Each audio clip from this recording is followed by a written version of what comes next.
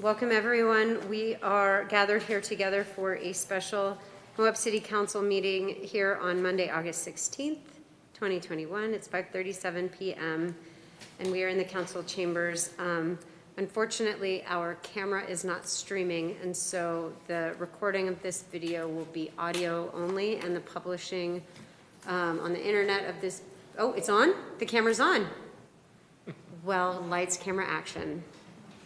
Thanks, staff. Okay, so we are streaming, and we have one agenda item for this special meeting. It is a budget review workshop. It was at the request of this council to be able to dig deeper with staff regarding budget items. I'll turn the time over to Ben, if you'd like to say a few words before we go into the workshop as a Q&A with this council. Yeah, absolutely. So I received a number of questions. So we sent out the meeting packet on Friday afternoon, and in that were a number of attachments. The idea with the meeting attachments, the meeting packet as we presented it, was just basically to outline all of the questions that have come up from council, questions, concerns, even addressing some of the issues that the public has brought up. It's not all-encompassing. It doesn't contain everything that we maybe would have, or all of the, maybe some of the minute details that we've talked about, but we did try to capture some of the major concerns that the council and the public has had. And I think the purpose of this meeting is essentially just to, if there's things that we want to talk about, we've got it kind of laid bare. We're open as staff to answer any questions that you guys might have and to take the next steps in the budgetary process. Do you think it would make sense to go through those attachments? It's up to the council. Council, would you like Ben to go through the attachments? Sure. Yes. Everyone? Yeah? Okay. Okay, we will go ahead and open that. So the first document is one that may look familiar, but was... Want to put them up on the screen, or...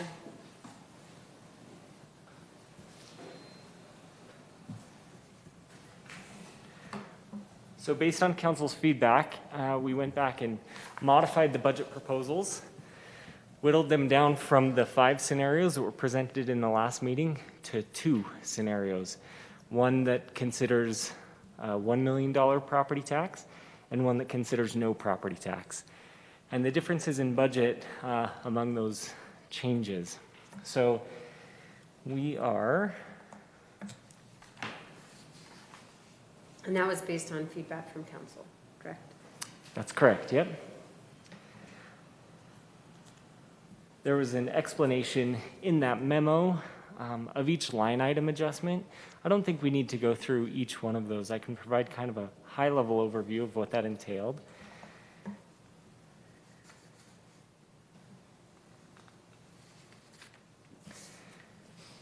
So what we're looking at primarily is the property tax. There's the revenue, the general fund revenue, where we have the property tax adjustment with 0 property tax and with $1 million of property tax. In the last meeting, we discussed the changes from the tentative budget on the various sales tax revenues due to the WRAP tax allocation. A number of these were already discussed. This was Councilman Jones proposed an adjustment that was also taken into consideration here, where the Film Commission is budgeted for the first 6 months of the fiscal year, at which time either the management and funding of the Film Commission would be handled differently, or we would do a budget amendment to continue funding that through the end of the year. We also have the sustainability. This is the interlocal agreement for the renewable energy program, and this is the big difference between the two different between the two budget proposals, is the capital projects contributions. In the $1 million property tax proposal, essentially that is to the penny the difference between the two different proposals is the property tax contribution to the capital projects fund. So with that said, everything else the rest are items that have already been discussed, the changes from the tentative to the final budget.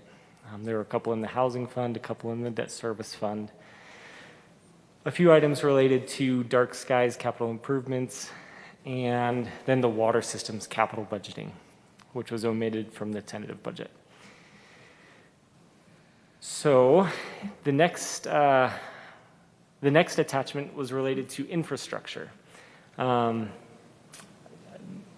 Maybe at this point, it just makes sense for me to go through the attachments, and if we want to then go back and deep dive into the specifics of those, we can do that after this. So this was, Chuck included this attachment related to what infrastructure is and what the priority projects were. The next was the hotspot transit funding. So just as a reminder to council, what the obligation for the pilot program of the transit program is. And that's one thing that the council will want to consider is how we pay for that. So the estimated between $600,000 to $800,000 liability over the next 5 years. Ben, can you remind us where in the budget that 73,000 shows up? 73,000 for. Or our part of it? I mean, do I take it that the local governments are going to be responsible regardless of scenario for $73,000 this coming year? Oh, year one, 73,000. Yeah, so we have not budgeted that for the current fiscal year. Well, one of them is costs that we already pay an employee to oversee it. So I think that's, 50, might be 40. Oh, 40. 40 that is budgeted, but isn't a separate line item. So it's in the engineering department. Okay, so Ronnie's question of where does it show up in the budget, you're saying that 40 of it is allocated for staff salary, and then the remainder is? It's largely unknown. I mean, there are some places we can take it from. For example, doing marketing and branding can come out of the communications budget, for example. But that means that other things that we would spend it on next year would not be budgeted for. Does that help? Does that clarify? Just to remind us as a council, when should we be thinking that should be kind of settled, that question? Are we thinking, I mean, it'll just come out of things that are already budgeted, or are we thinking that it's going to be, that 33,000 is going to be something we have to amend for? As I've considered it, it would be a budgetary amendment when the time comes for that. Okay, but the 33,000, okay. So, may I ask a question about this? Because, I mean, being on the committee and seeing how the budget was going to play out, we were going to be responsible between the city and the county for $500,000 for 5 years. No. So we're responsible for about 1.1 million plus soft costs between the city, the county, and the MTA. Okay, so, Which doesn't really, I don't know if Ben has the most updated number here. I have it. We want to show it on mine. I can get a puck. And let's hold it up. Sorry. Are they here?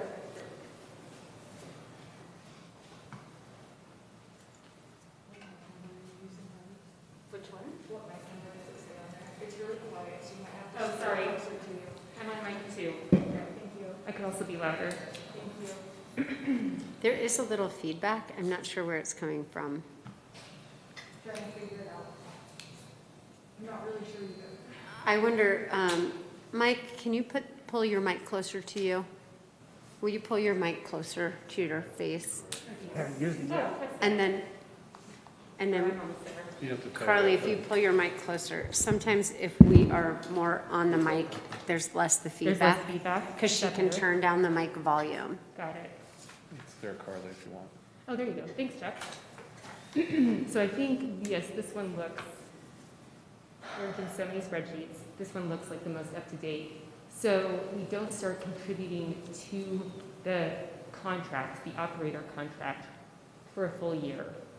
So year one is 100% funded by UDOT. You can see that in the 500,000, and city and county are paying nothing, and neither is FTA, and then it starts to graduate over time with a total of 700,000 from the city and the county and 400,000 from FTA anticipated.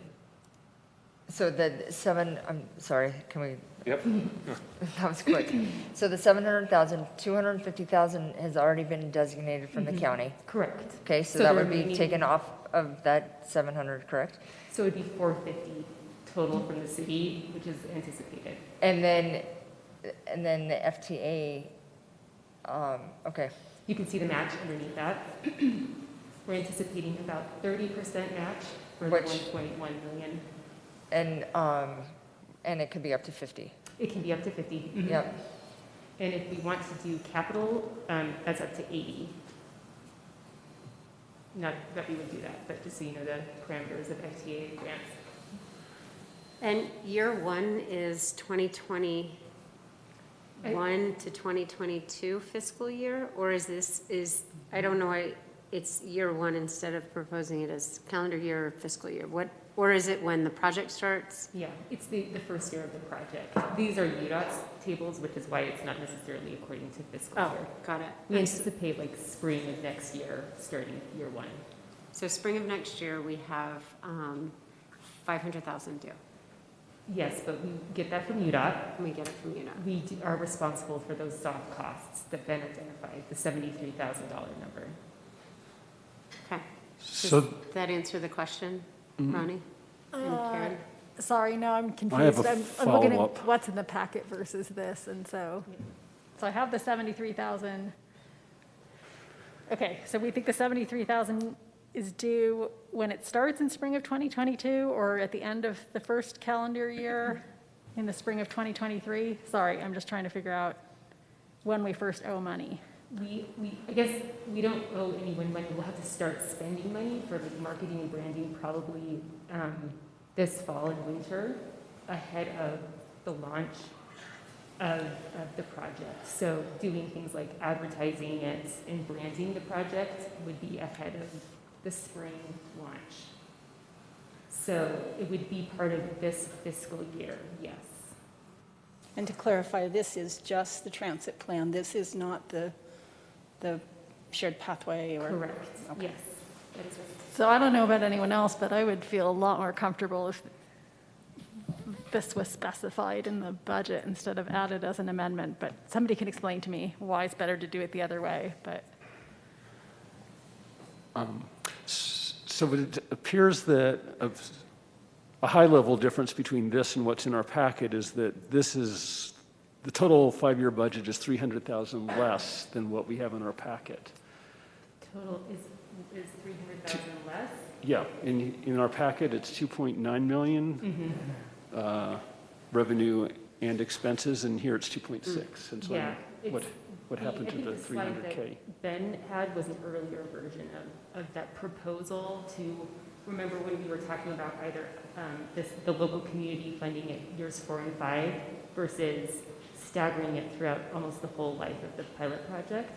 So I think on Ben's, it said like scenario 1 versus scenario 2. So it was playing with those different numbers. We also had an issue with the difference in cost with UDOT because it was originally understood to be closer to 1 million rather than I think it was 1.4 in those early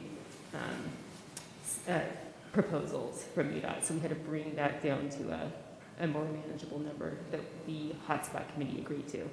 Okay. And then for what was described as being the local match in year 1, now that's going to be paid for with out of the hotspot funds? Yes, there are 2 types of costs that we have to pay for transit. And I'm sorry if I'm confusing things. I'm trying to talk about soft costs versus the contract costs. So the contract, we don't have to start kicking in for another till year 2. The soft costs are what Ben was identifying, which I do believe is about 73,000. It's an estimate, because maybe the marketing is cheaper or maybe it's more expensive, we don't know. But the bulk of it is the employee that we already pay. So it's the rest of the 33,000 in potentially either in advertising, branding, maybe like bus stop amenities, which we don't think we need, but depends on what the RFP turns out, and it's those kinds of costs. So in this table, should that be reflected in the local match in year one? In year one, so this table, the one that we're showing, is what UDOT was saying, not regarding soft costs, just regarding the contract. So Ben has closer to the soft costs Okay. budgeted when UDOT was trying to give us that whole picture. I don't think Oh, we got that's final- helpful. Thank If you. you, if you look at it side by side, you can see what the difference is. Sorry, this is so small, but you see that in Chuck's version on the left, you have the operator costs only at 500,000, and the version on the right has all of the other costs. The employee at 23,000, marketing and promo at 30, branding at 5, and site amenities at 15. So to just go back to what Ronnie was asking, can we just go ahead and put in the budget that 73,000? Well, because we're in the budget workshop, so as opposed to doing an amendment, could we just go ahead and add the 73? But the 73 doesn't seem to be accurate because we're not gonna have, we're doing microtransit, which is, there's not bus stops, so there's 15,000 in that other slide. That So was, I mean, it was on that, and then I mean, at the time, I know Elaine was gonna do the marketing portion. I mean, I don't, The costs are unknown. One of the problems is the Unknown, soft costs yes. are unknown. We know we probably will have to pay for some marketing. It might be a shared cost with the county. With Elaine departing, it's not clear what the travel council's commitment will be, so that's sort of fluid. I support budgeting for those amounts, but I also think Karen's right. We probably don't need the 15 for the bus stop amenities. Does that make sense to you, Ronnie, or do you want, or do, I prefer to budget something for it, given that we know that it's going to be a cost in this budget. in the next few months, yeah. So if I take the 15 out, I've got 58, and you guys are saying that 40 of it is already covered, so that leaves me 18. So does that mean we should be budgeting for an additional 18, or am I getting the logic on there wrong? I think we were wrong about the amount given to the employees. We had 23 instead. Then, yes, Ronnie, you're right in principle, but the math, maybe we are going to bump it up from 18 to maybe 30 for the marketing and branding. that sounds like it meets what the three of you are trying to accomplish. right, well, I mean, that, we're looking at 35,000. Yeah, that sounds right to me. I've never been accused of being good at math, so I believe you guys. So how much are we adding to the budget for hotspot, the hotspot, it's not really hotspot, it's transit. Yes. So it would be under, I think this requires a little more collaboration with staff just to finalize what the employee portion of that looks like, whether that's existing or new. And I mean, that is existing, but where to place the marketing is probably a change to the communications budget. Is since it says, halftime for 8 months, so I guess seasonal for the employee, I guess their job description will change a little bit, and I guess in the 4 months that they aren't doing this, they'll focus more on other things. Is it effectively a part-time employee who's going to go full, or are they going to give up some other stuff they're currently doing to do this? So if I can answer that? Yeah, So it's going to be in my department in Okay. engineering. And really with the tasks that are going to be coming up are going to be finalizing the RFP with council, making sure that you're happy with it, because the consultant for UDOT right now is preparing one as part of their deliverable. Once that RFP is good to go, then it's, go out to RFP, then it's evaluate the RFPs, which will involve, everybody. And then once that happens, like the earliest that anyone's talking about going live with either microtransit, which I think is in year one, is going to be in the spring, so it might be April, May. And so the staff burden is not that much. We can manage that stuff to get through there. So I'm comfortable saying that we can get that done. Once the contract is gone, like say in year 2 and 3, I do think it would be good for us to come back and evaluate how much staff time is going to be needed to manage the contract, you know, to manage the other amenities. Where should that person be? Maybe it's not in engineering. I don't know. But for year 1, I feel very comfortable saying that we can handle the staff time, working with Carly and council. If that helps clarify it. So, I mean, was this kind of a way to show UDOT that even though we have the staff, it's not as if we are taking the money, like we're not drawing money down. Like a cost share. Right, is Yeah. that correct? It's an in-kind service cost share in a way. Right. Yeah. The purpose But of to this- show that there's value to Yeah. having that service. to And they UDOT. wanted to be fully transparent with us about maybe costs we weren't considering outside of the contract, right, over time. So we understood sort of what it would take to manage a contract like this, which would include marketing, include staff time. So they were making sure just all the parties were aware of the responsibility involved.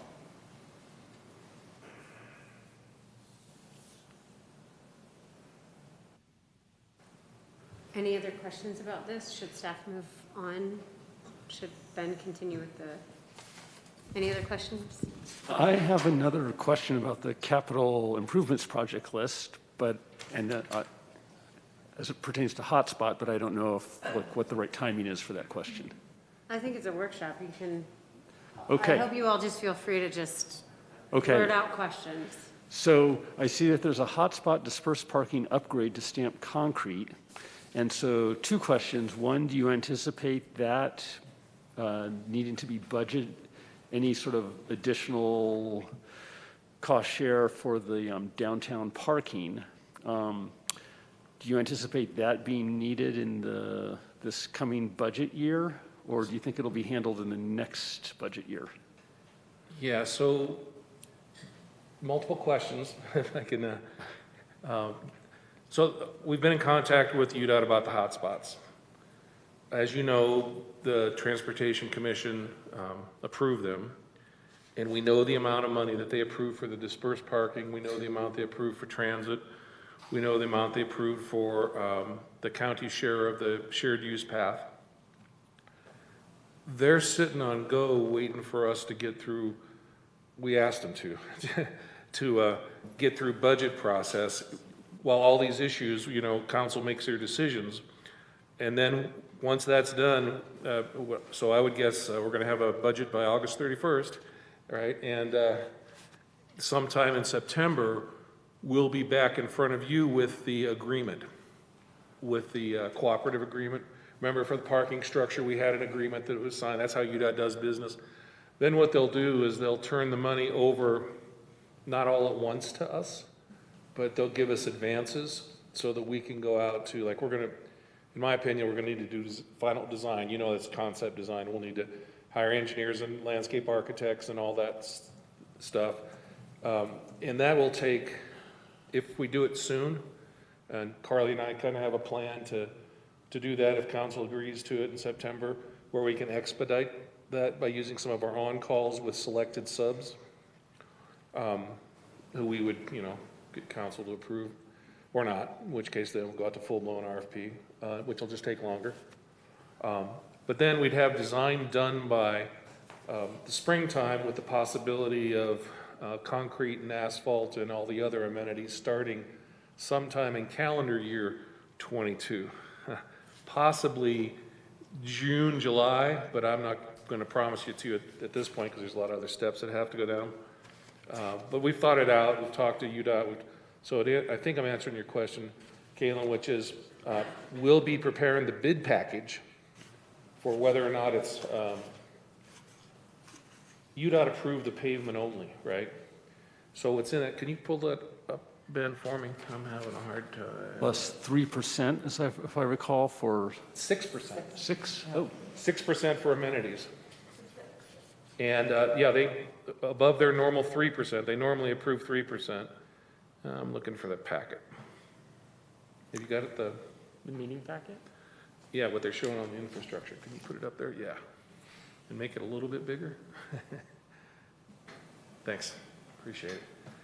So you'll see that there's a number in there because when we did the capital improvement prioritization in April of '21, council approved the stamped concrete option. I went back and checked the resolution and everything. So assuming you still want to do the stamped concrete option, what I did is we went through and we looked at the money that UDOT approved, which was for asphalt, and then we, including the 6% for the, it was like 220,000, and figured out the amount needed based on our original cost estimates that the committee saw last year for stamped concrete, and I changed that number to just put in there, see about in the middle, it says hotspot dispersed parking upgrade to stamped concrete, $1,400,406. If council wants to do that stamped concrete upgrade, that's the amount that would come out of our budget somewhere between the very end of this fiscal year and the beginning of next fiscal year. In all likelihood, it'll be the beginning of next fiscal year. And I'm not suggesting these should all go in this year's budget. I just wanted to upgrade this prioritization list based on what I heard council say. I mean, they got some things wrong there, but we kind of prioritized them over the late last week. But so, did I answer your question, Caitlin? yes, I think so. Okay. It's a relatively large item that we may have to pay for, at least in part, in this fiscal year, and so was wondering if it would be accounted for. And then part two of my question is, I realized I was party to that decision, but it seems like as far as like aesthetic improvements that we might want to realize our vision for downtown, it might be stamped concrete, or like after we get through, like partway through final design, we might have some options from the design team, and then we might prioritize like, no, actually, we want more better landscaping and other pedestrian improvements. And Yeah. so I just don't personally want us locked in on like all the money going to stamped concrete if that means foregoing other things that we might prioritize. Like, So that should happen in the like 30% design phase of it. I mean, what I envision is we'd go have our engineers and landscape architects give us alternatives, right? Develop the alternatives with council, with a stakeholder group, do some cost estimates, and then it's back to you, council, to make some decisions. This was just based on, what we submitted to UDOT for the hotspot funding, what they evaluated, what council saw. You remember we had just asphalt, then we had regular concrete, then we had stamped concrete as a ways to upgrade it aesthetically, knowing that there's more than just that, but that was right, one of check- the things. reduce maintenance cost. Yeah. Refreshers check about what exactly is stamped concrete, different colored patterns? I mean, what? It'd be dyed concrete, yeah, so stamped concrete, I'm trying to think over at 500 West and 400 North, I think is stamped concrete. I don't think it's pavers. So you could put like rectangular I'm not the landscape architect, I'm just sharing information here, but, like 3 foot by 3 foot rectangular forms and make the stamped concrete look a little different, a little more aesthetically pleasing than just plain concrete, and you can dye it different colors, And potentially. you might dye it to delineate different uses for, in other words, if there's a path where pedestrians are supposed to walk as opposed to park. That's and you possible. might put in a different color of concrete. then, That's is that right? possible. Yeah. Caitlin, based on what you were saying, it feels like maybe instead of calling it upgrade to stamped concrete, do you want to consider changing that label to upgrades? Because maybe eventually, but that's not what's sort of like, we don't have a deadline on this necessarily. So let me just try to circle back to the budget, and that is, if we're going to spend an additional 1.4 million on hotspot, would you think we should budget for that now as an amendment, or then, because it may not even be till the next fiscal year, but regardless, I feel like we should it's another significant expense that we need to be thinking about the revenue to support it. But what's your take on the timing on it, as far as I think budgeting? honestly, you won't be in construction. We may be awarding construction in this calendar year, so you'd want to have the money for contract award, but you won't be drawing down that money until the following year at the earliest. Okay. You know, if you, I'll leave it to Ben, if he's comfortable with putting in 400,000, because that's the most we would spend during this year, being conservative, if everything goes along smooth and everybody reaches consensus and plans come together and everybody's happy. But if it's more of a protracted experience, then I think it'll be next year. Yeah, I think, Karen, my take on it all, Karen, you may remember, we had a lot of disconnects, if you will, between UDOT and what Kalen and the city wanted. We all wanted trees out in the middle and planters and on, nice aesthetic things, and UDOT really wasn't in that business, and they didn't have the money for it. So I think it's clear that at some point we'll want to spend the money to make it look pretty, but how fast we can rustle up the money, I mean, clearly, ideally, it'd all be allocated at once and put in at the right times, and in practice, it'll probably be added incrementally because we can't afford everything right all at once. Well, I mean, it seemed when in our discussions, we were getting into the weeds, and that was hanging us up in our hotspot meetings. And so it was like, okay, hey, this is the breadth of what we could do. We're going to have to see how much money we have in order to,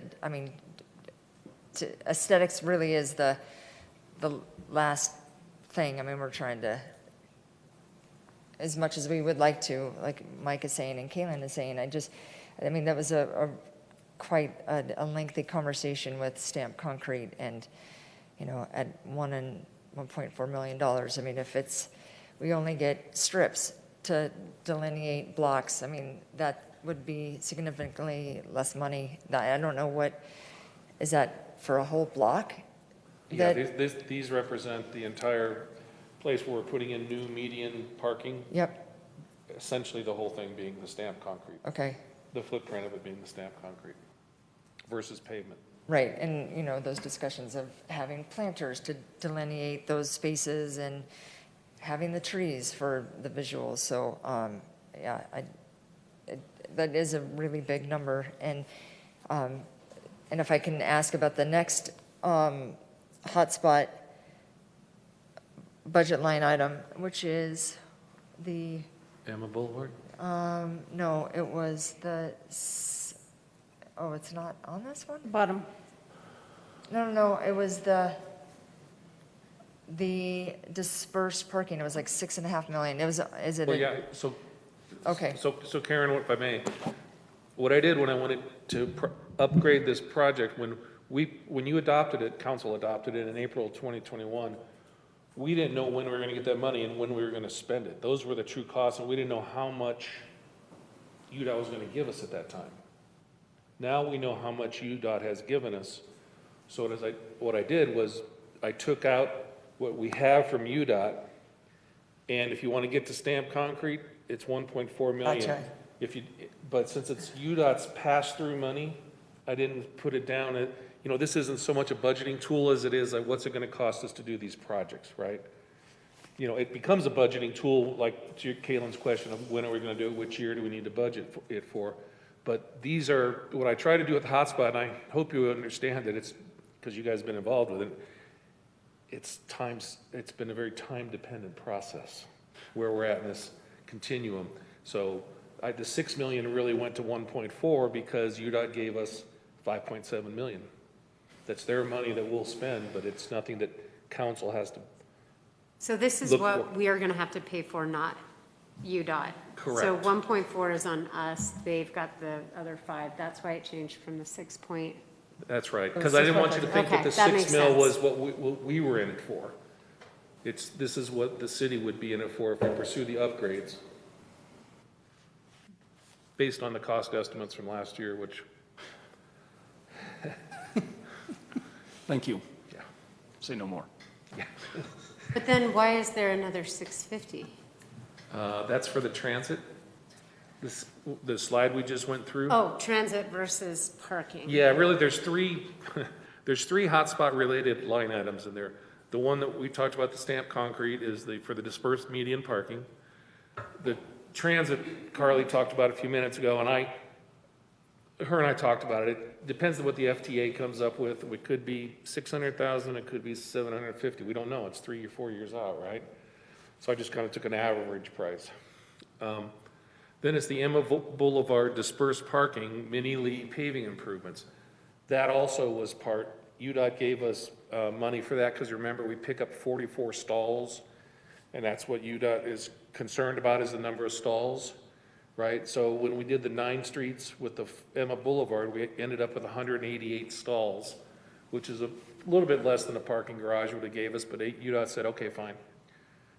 But they tied in their approval of funding for the median parking, dispersed parking, with the Emma Boulevard, because Emma Boulevard picks up 44 stalls of parking, but UDOT won't pay for the road improvement to Mini Lee.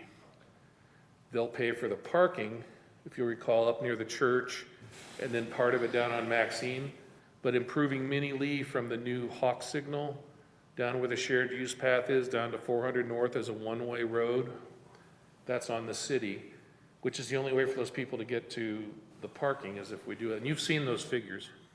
I mean, we went on from a lot. So that's what this $487,791 is the cost to put in the road for Mini Lee and improvement, a little bit of improvements to Maxine. So then we would use UDOT's road for making the parking, what used to be Emma Boulevard, where we're going to close it off at Mi Vida. And what's the timing on the city commitment on that, if you can opine? It would be I'd say it's the same time frame as the dispersed parking. The aesthetics, there's an aesthetic component, certainly. Remember, we've got a narrow park strip, and then we've got that retention area there where we can do some good things, I think.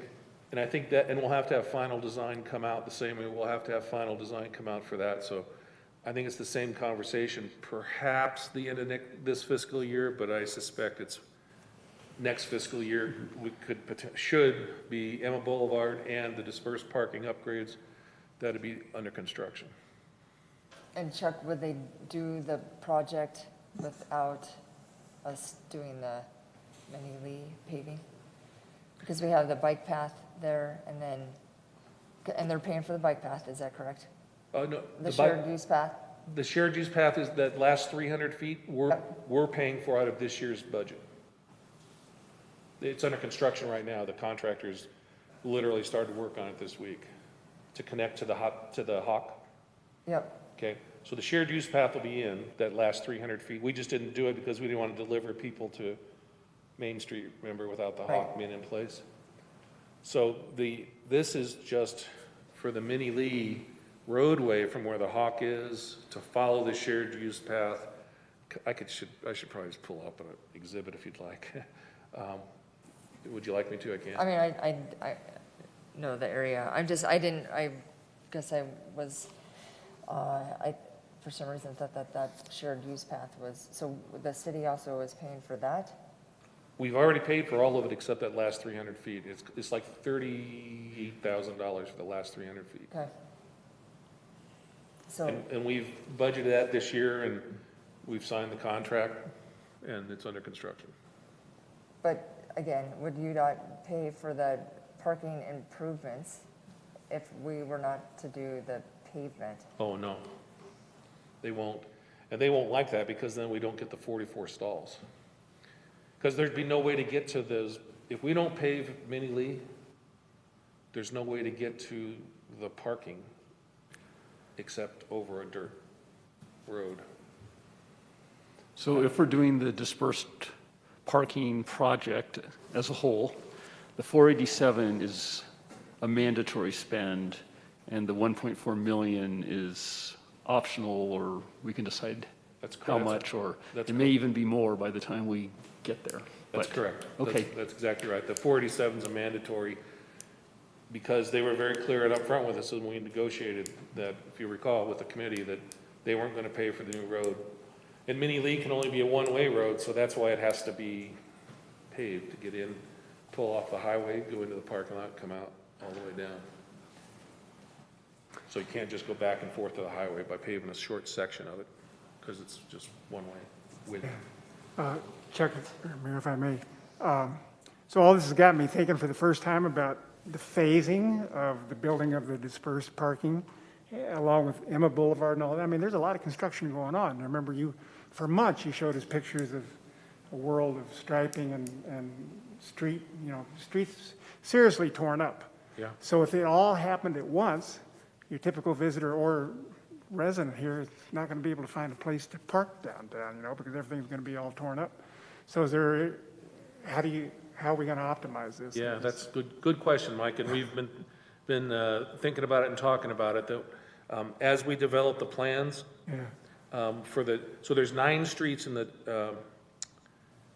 and I can pull all this up if you like, but there's 9 streets in the median parking. Yeah. We'll develop the plans so that we'll do them one street at a time. So as an example, 100 North might be torn up for 3 or 4 months. But we wouldn't have Center Street and 100 South and 200 North all torn up at the same time. I mean, it's just the reality, as you know, of construction. I mean, because the other thing we're going to want to do is evaluate the subsurface utilities right there. There might be 1 or 2 things where we need to, take that opportunity that we're tearing it up and we're going to cap it to fix a sewer line that we know is a bad actor or upgrade a water line. But yeah, the way we'll do it is we'll stage it in phases, just like you're suggesting, and probably it's going to be one street at a time. Though that decision's not made yet. Once we get into design, we'll really start hammering that out, knowing that that's a constraint that we have to deal with. Okay, and thank you. One final question. We heard a lot about UDOT, federal funding and all that, but we haven't heard lately is CIB funding. And I know there's a lot of oil drilling work that's perked up in the state because oil prices are back up again. And so presumably CIB revenues might be coming down the tube, but I don't know how well Moab is received in those circles. Is there any chance of CIB funding to pay for part of this? Anybody? So this spring, I think it was this spring, Joel, the CIB process went through and we updated the CIB list with projects and made it current and made submittals. And it all works through the Grand County the way the system's in place now. But what we're doing is I've got a phone call into Alex Buxton at Zions Bank to talk to him about if there are other opportunities for us to get more active in the CIB list. Because I've upgraded the list twice in the last 3 years with projects that are, you've seen and council's seen and everything, but we just haven't gotten it back. So I'm hoping that you're correct, that we are seeing an uptick in the fund availability. Okay, thank you. Yeah. Me too. So I have some Class C road questions, and I think this crosses over into the traffic circle in the Emma Boulevard. So in our memo, just to make sure I understand this, so it mentions anticipated overlay project costs related to Emma have increased. And so our contribution to the roundabout project was also included in both the scenarios. Changes have resulted in a $200,000 increase. So I'm just trying to make sure I'm clear. So the $200,000 increase, is that the $73,000 for the roundabout plus increases in the 487 Emma's going to cost, or does the 487 include the increases that have happened for Emma? And is the traffic circle really only going to be 73, or are we saying we're anticipating that the traffic circle is going to be more than 73,000 or whatever, 78,000? I can't remember which one it was. Yeah, so 78,000 was, Chuck, you can correct me if I'm wrong, but I believe the 78,000 was a finalized number. 100,000 that was plugged into the budget, that's the number that's been carrying over. We've known that there was a liability there that needed to be plugged into the budget, and I think we know that is now finalized at 78,000. So it's just overstated at this point by about 20,000 for that overlay increase. So Sorry, for the special projects, for the roundabout. Okay, so we still think that'll be 78, but we budgeted a bit more. And then because overlay costs related to Emma have increased, is that, are those increases included in this 487,000, or am I now mixing my Emma projects and getting confused? That's a question I'll defer to Chuck on. Okay. You have to pull it up for your memo. So, so we budgeted originally in Class C overlay $300,000, and the proposed final budget is a $100,000 increase related to Emma Boulevard overlay increase of an additional 100,000. So the question is whether or not that additional 100,000 is rolled up in the 487 number that we've been discussing. It is. Okay. So, thank you. And then, sorry, but this is just kind of a sore point from 2018, because I feel like since that time we've been raising the question about updating our mileage on Class C road funds, because we do derive money from how many miles we have. And I understand it's not a very complicated process, but we haven't updated from 2009. So I guess I'm just asking, what does it take to update that? And So it takes some agreements with the county. I have some preliminary agreements with the county because the way that our incorporated limits aren't just a nice rectangle. We have roads that are maintained by the city that are in the county, and we have county roads that are maintained in the city, and some of that makes sense. It does just because of an environmental standpoint. It makes sense not to have them travel all the way across. So the answer is I'm hoping to within, when's the next council meeting? Is it the 24th? Yes. If I can have to the council meeting after that, I will bring you the list with agreements that I'm proposing. Okay, but we met on it today. I mean, because we're so under the gun to find extra funds, I think it is frustrating for those of us who've been asking since 2018, because I don't know how many, it might have just been like 10 extra bucks, but I don't know how many extra miles we've added. But just so everybody understands the process, we get money for every mile or proportion of a mile that we have, right? So isn't it kind of incumbent on us as city council members to kind of babysit that and make sure any and every time the city might be adding additional paved road that we're making sure that mileage is updated so we're making money off it? Or do I misunderstand that? Nope, you're absolutely right. Okay. And my point was it's a lot more complex than just looking at the roads that we add to it, because there are roads that we're maintaining right now that make sense that we want to formalize, so there's agreements that come to council with those. So, but I'll be here whatever that meeting is after the 24th, September something, and I'll make a presentation to you and have a recommended updated list for you. Chuck, I mean, I feel Ronnie's frustration because we came back from a ULCT meeting and met the roads department down in St. George, and they're like, yeah, they looked it up, and we brought it to staff's attention, 3.5 years ago, and it was going to be dealt with then and then again. So it's just, I appreciate you getting to it, but this is beating a horse or beating a dead horse with a stick. So thank you.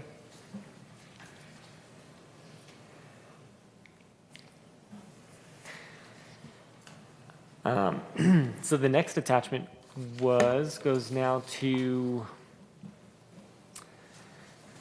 the approved pay plan,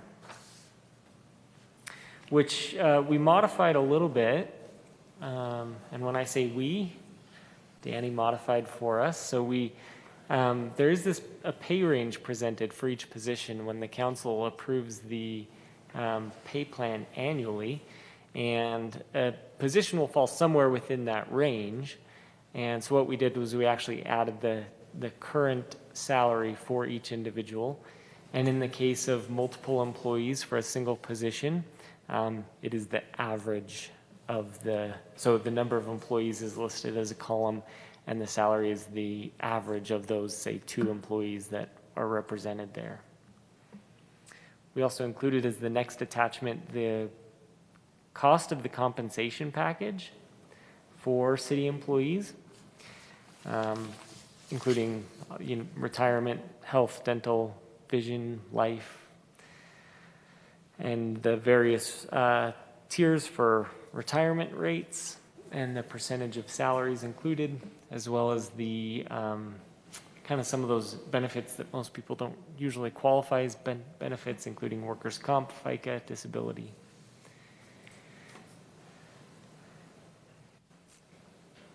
The next attachment was related to the police department. So we've had a number of questions of how many police officers do we currently have staffed, how many vacancies do we have, and what do we have budgeted for?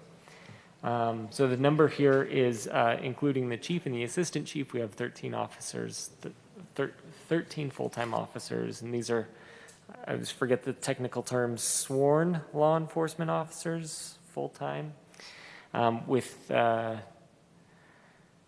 4 vacancies. And then, Ben, pardon me, but, and we've been told that we do have the budget for 19, is that, so that would bring it up to 17? So in the current budget is 15 full-time sworn officers, and in the represented here is 17 as an ideal situation. But we don't have 17 budgeted? We don't have 17 budgeted because history has shown us we can't hire that many officers. So we didn't want to stick money in their budget where it's just going to sit. If we get to a point we get to 15 and we actually can get up to 17, then we would come back and do a budget amendment. But we don't think with hiring practices and the history of law enforcement hiring that we will reach 17. And then when I have heard in meetings that we can go up to 19, is that something separate? What was that? It's not that they're budget allocated, like they're going to take applications up until they get to 17, and like they're going to just keep taking them to try and get to create that problem based off the direction of this council that we need more enforcement, we need more officers.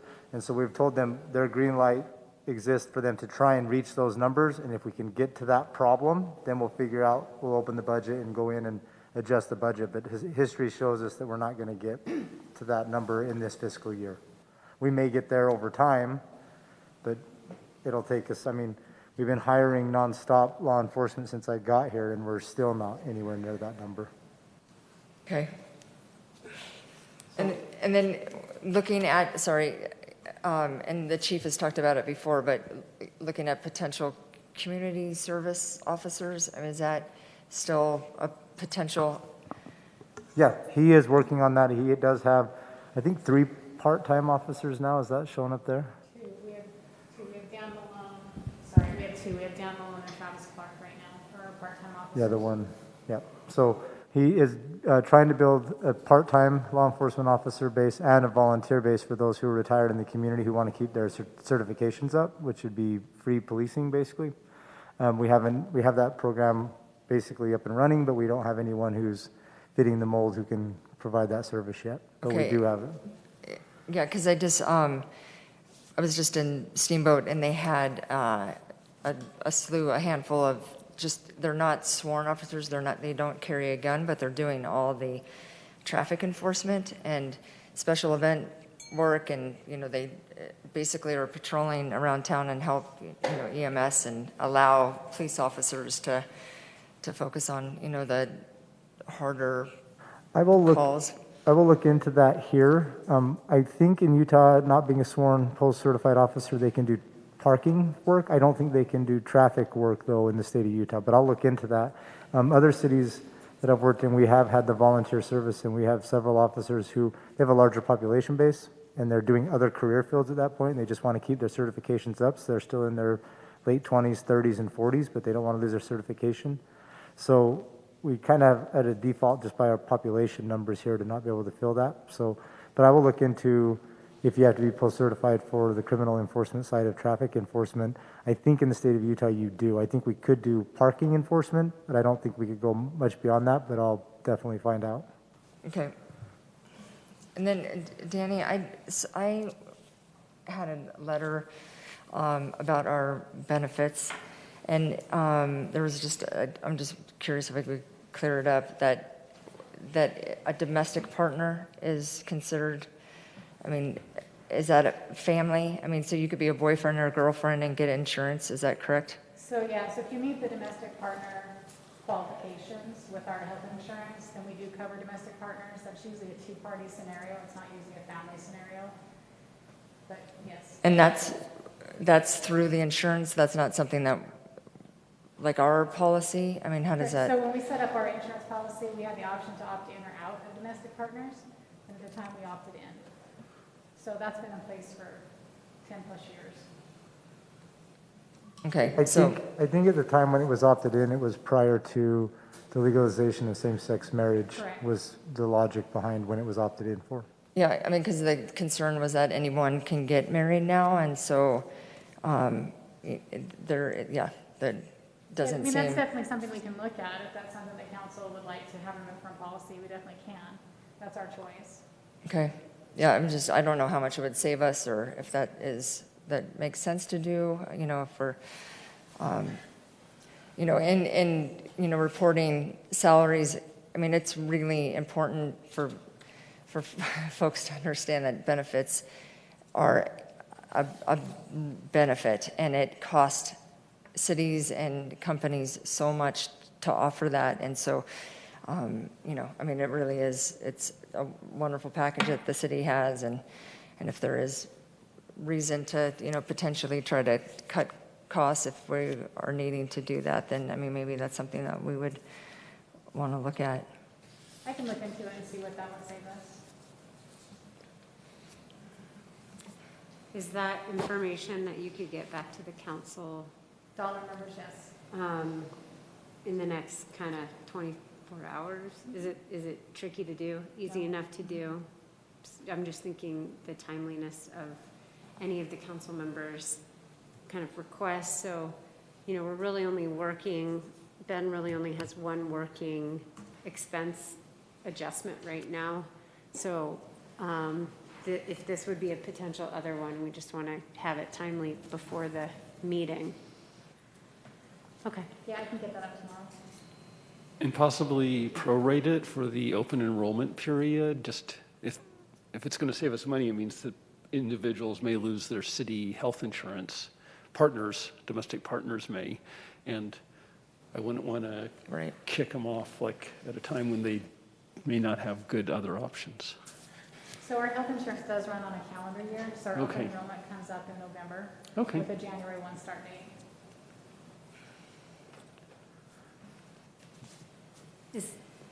Back to the attachments? Yes? Yeah. So the next one was a question related to our attorney's costs. So this was, we recently, in the last few years, switched from contracting all attorney costs to bringing that in-house. And so it was requested that I show the change in cost over time. And so that was that attachment, second to last there. And the final attachment relates to the dark skies compliance. So we have an estimate. So we have 2 years to be compliant, and the bulk of that work is in the street lamps. And so we'll have a presentation on that in the September 14th meeting. The estimated cost is about $96,000. This is from Rocky Mountain Power. And this is really the bulk of the compliance work that has to be done. There's a few other little things that would be done in that final year. But this was just another item that was brought up for discussion as part of the budgetary process. And that wraps up the attachments for the meeting packet. Okay, so questions for staff? I just have a quick question on the lights, just looking at that page. So the 419, sorry, those are street lights? Or, Yeah, that's correct. okay, what's the 441 at the bottom?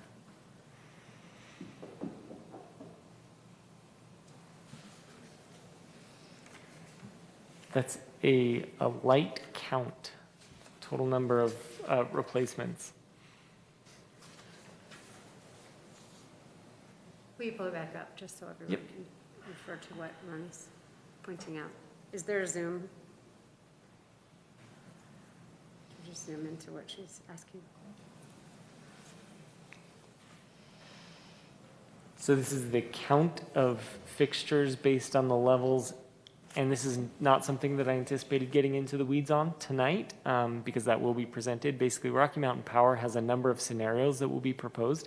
They're all in that $90,000 to $95,000 range. They're all pretty similar, and Mila will be presenting that on September 14th.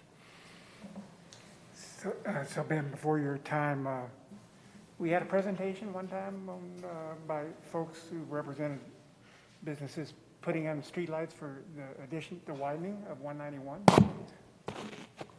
So does this little table that we have in front of us here include the new 191 lights or just the existing streetlights?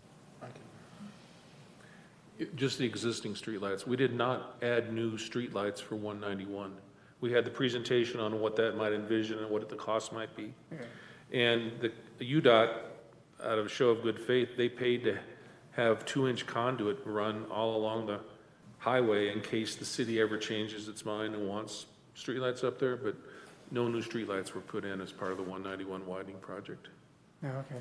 Well, the reason I ask is we're talking about trying to save money where we don't need to spend it, but I remember that they had,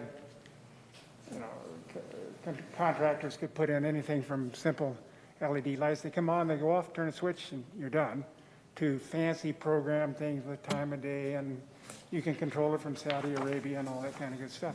So did we ever end up with, I'm looking for something sensible, I guess is what I'm looking for. Yeah, I don't know what Rocky Mountain Power is going to present when Mila comes here, but we implemented up on Aggie Boulevard our 6 or 4 streetlights up there. Yeah. We have timers on them, and they'll go motionless at some point, like after 1 o'clock in the morning, they'll just go off and won't come on again until something moves. And so as a cost saving measure, when you're doing new construction, it made sense to us to do that. Going back and retrofitting 441 lights, my guess is it won't be worthwhile to do that in most of them. But some of that technology it makes sense under new construction because it saves you energy costs down the road. Yeah, I hear you. Okay, thank you. Can we go to the Trails Fund, and can someone remind us what the $220,000 is in the past year? Is that an attachment? Sorry, no, that's in the budget. Oh, no worries. We can totally, we're done with attachments. If we want to have the budget that we can pull up, if you want, no, we could just go into general budgetary questions and dialogue. So I don't know if it's helpful to have the budget on hand to pull up or. Ronnie, is that from the current budget or the proposed budget? It's the final one, the Trails Fund, 28. For last year's. Yeah.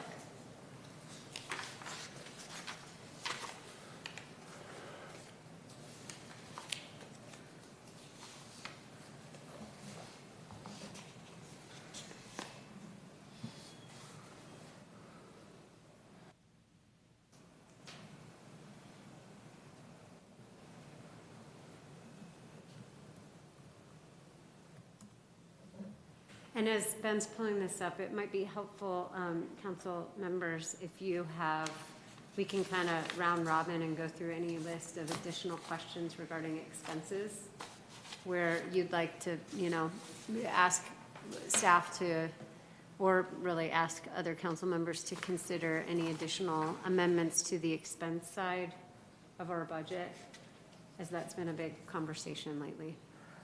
Ronnie, what line in the, you know what line you're looking at, or can you give us a little more info to find it? Yeah, it's the contribution from the general fund, $220,000, but then and that's for the prior year to date actual for fiscal year '21. I mean, I know we tend to put $30,000 into adaptive trails and transportation, and at the time, we had the bicycles park, but I think that would have been sooner, and it was much less than that, so I was just trying to figure out what it was. So the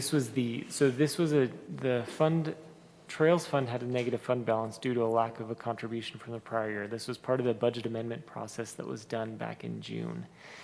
And I'm shooting from the hip here. This is before my time. If anybody recalls that, was that related to the Trails project along 191? Was that the approximate cost? So it was $30,000 for the Trails mix that we contribute annually, and then $190,000 was the portion of the city's portion of the cost for the Highway 91 trail. That's exactly right. From the So from from 500 the Hawk west. to 500 West, we paid for half of that, remember, with a cooperative agreement with UDOT? That was 190,000, and then the other 30, I think, is our active trails contribution. And so even though that was last year's budget, the reason for that is because the fund had a negative fund balance. So it was almost like making up for it from 2 years prior. Okay, cool, thanks. And that's just because it didn't get transferred, is Exactly, yeah, it's an accounting, just an accounting a function. cleanup? Okay. So under the two scenarios that you presented in the agenda, as a percentage of the budget, what would the reserve fund grow to in the next fiscal year? So assuming that budgeted revenues come in as budgeted, there's no contribution to a rainy day fund in the budget presented in either scenario. And it's currently at a somewhat less than ideal. Right, It'd be better if, for future emergencies, if it were higher. Yes, and Am I remembering correctly? And previously was presented back in the spring that it was floating at 8%. It's going to end up higher than that at the end of the fiscal year because those revenues through, as everybody knows, came in higher than anticipated. I don't have a number for you tonight as to where that will end up, but in the next meeting when I do a financial presentation, we'll go ahead and give you an update on where we're at with rainy day fund. And that's a good practice, conservative revenue budgeting and using that conservative revenue to contribute for the rainy day fund. I think that kind of seems to be what the public and the council would like to see moving forward, instead of intentional large contributions to that rainy day fund. I prefer that it grow a little faster in anticipation of unanticipated emergencies. It makes me, I'd like to think that it won't be needed, but the truth is, or I think the truth is, that we don't know when it will be needed. So are you proposing to allocate from the capital, where I think the budget was set, it's allocating that revenue in capital improvement projects, so you're proposing that revenue be reallocated and divided between capital improvement projects and rainy day? Yes. Are other council members interested in that? I mean, at this point, we have to move pretty quickly through suggestions, so it's helpful to have a temperature. Of the other 4 council members, are any of you interested in entertaining Kaylin's suggestion or no at this time? And we can do it by thumbs, or you can do it by word, the word no or yes, I think. I would be, because we are not going to get to that capital improvement projects list in the near foreseeable future, so I would be willing to move some of that to a fund that is a little more liquid. We have, So Kayla, you're talking about a rainy day fund, basically? Thank you. Yes.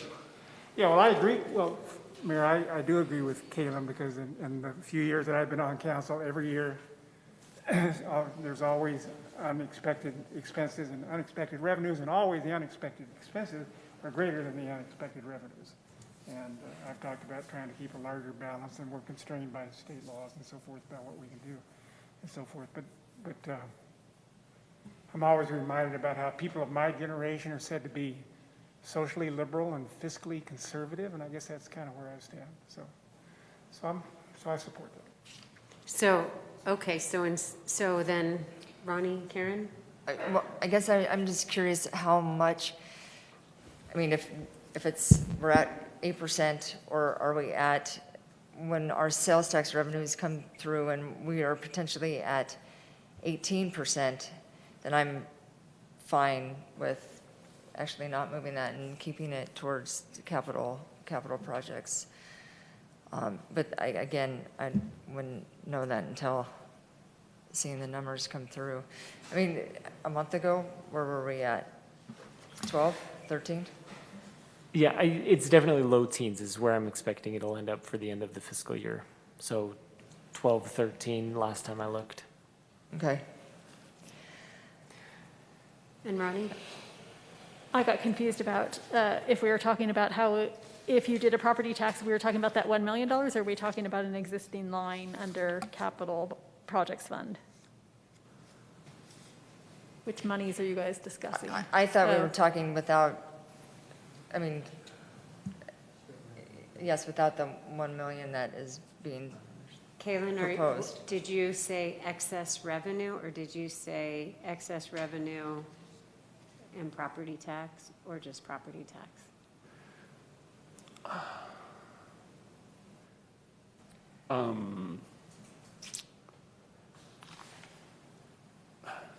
At the end of the day, is there a difference for the city budget, or is the property tax functionally part of the general fund and can be allocated as we see fit? And is that a question that's more about perception than budgeting reality?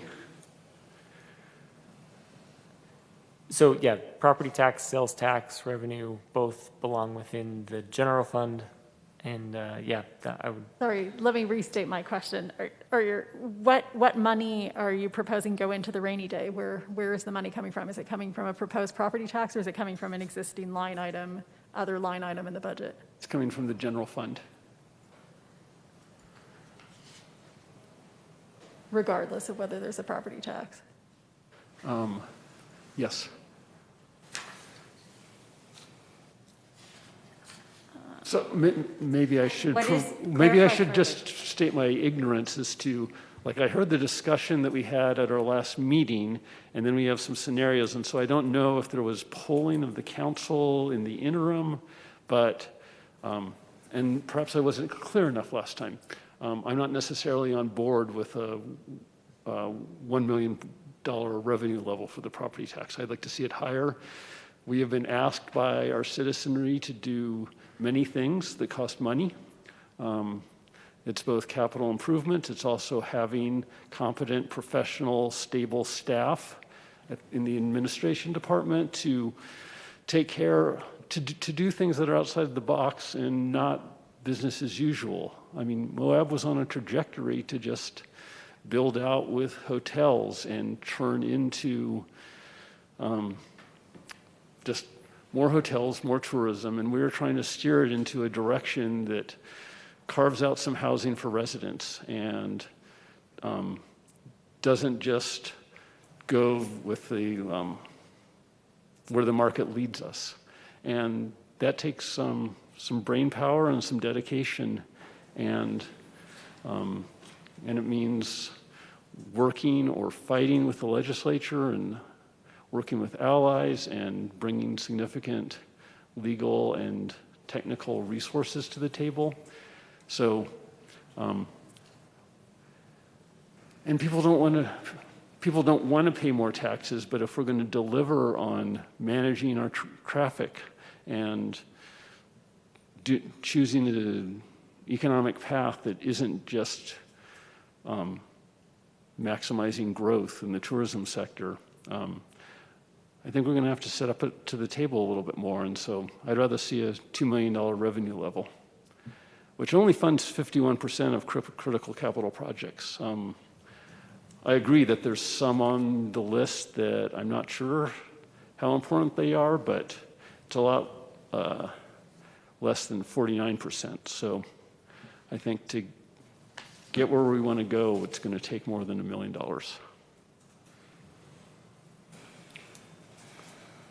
Others? So did you, I was going to save this conversation for the next meeting, but if you want to go ahead and talk about where each of us stand then, I mean. then Well, I thought- just to go back though, back to the expense versus the revenue. You led with the idea of contributing to a rainy day fund. It sounds like that's favorable with Tani and with Mike.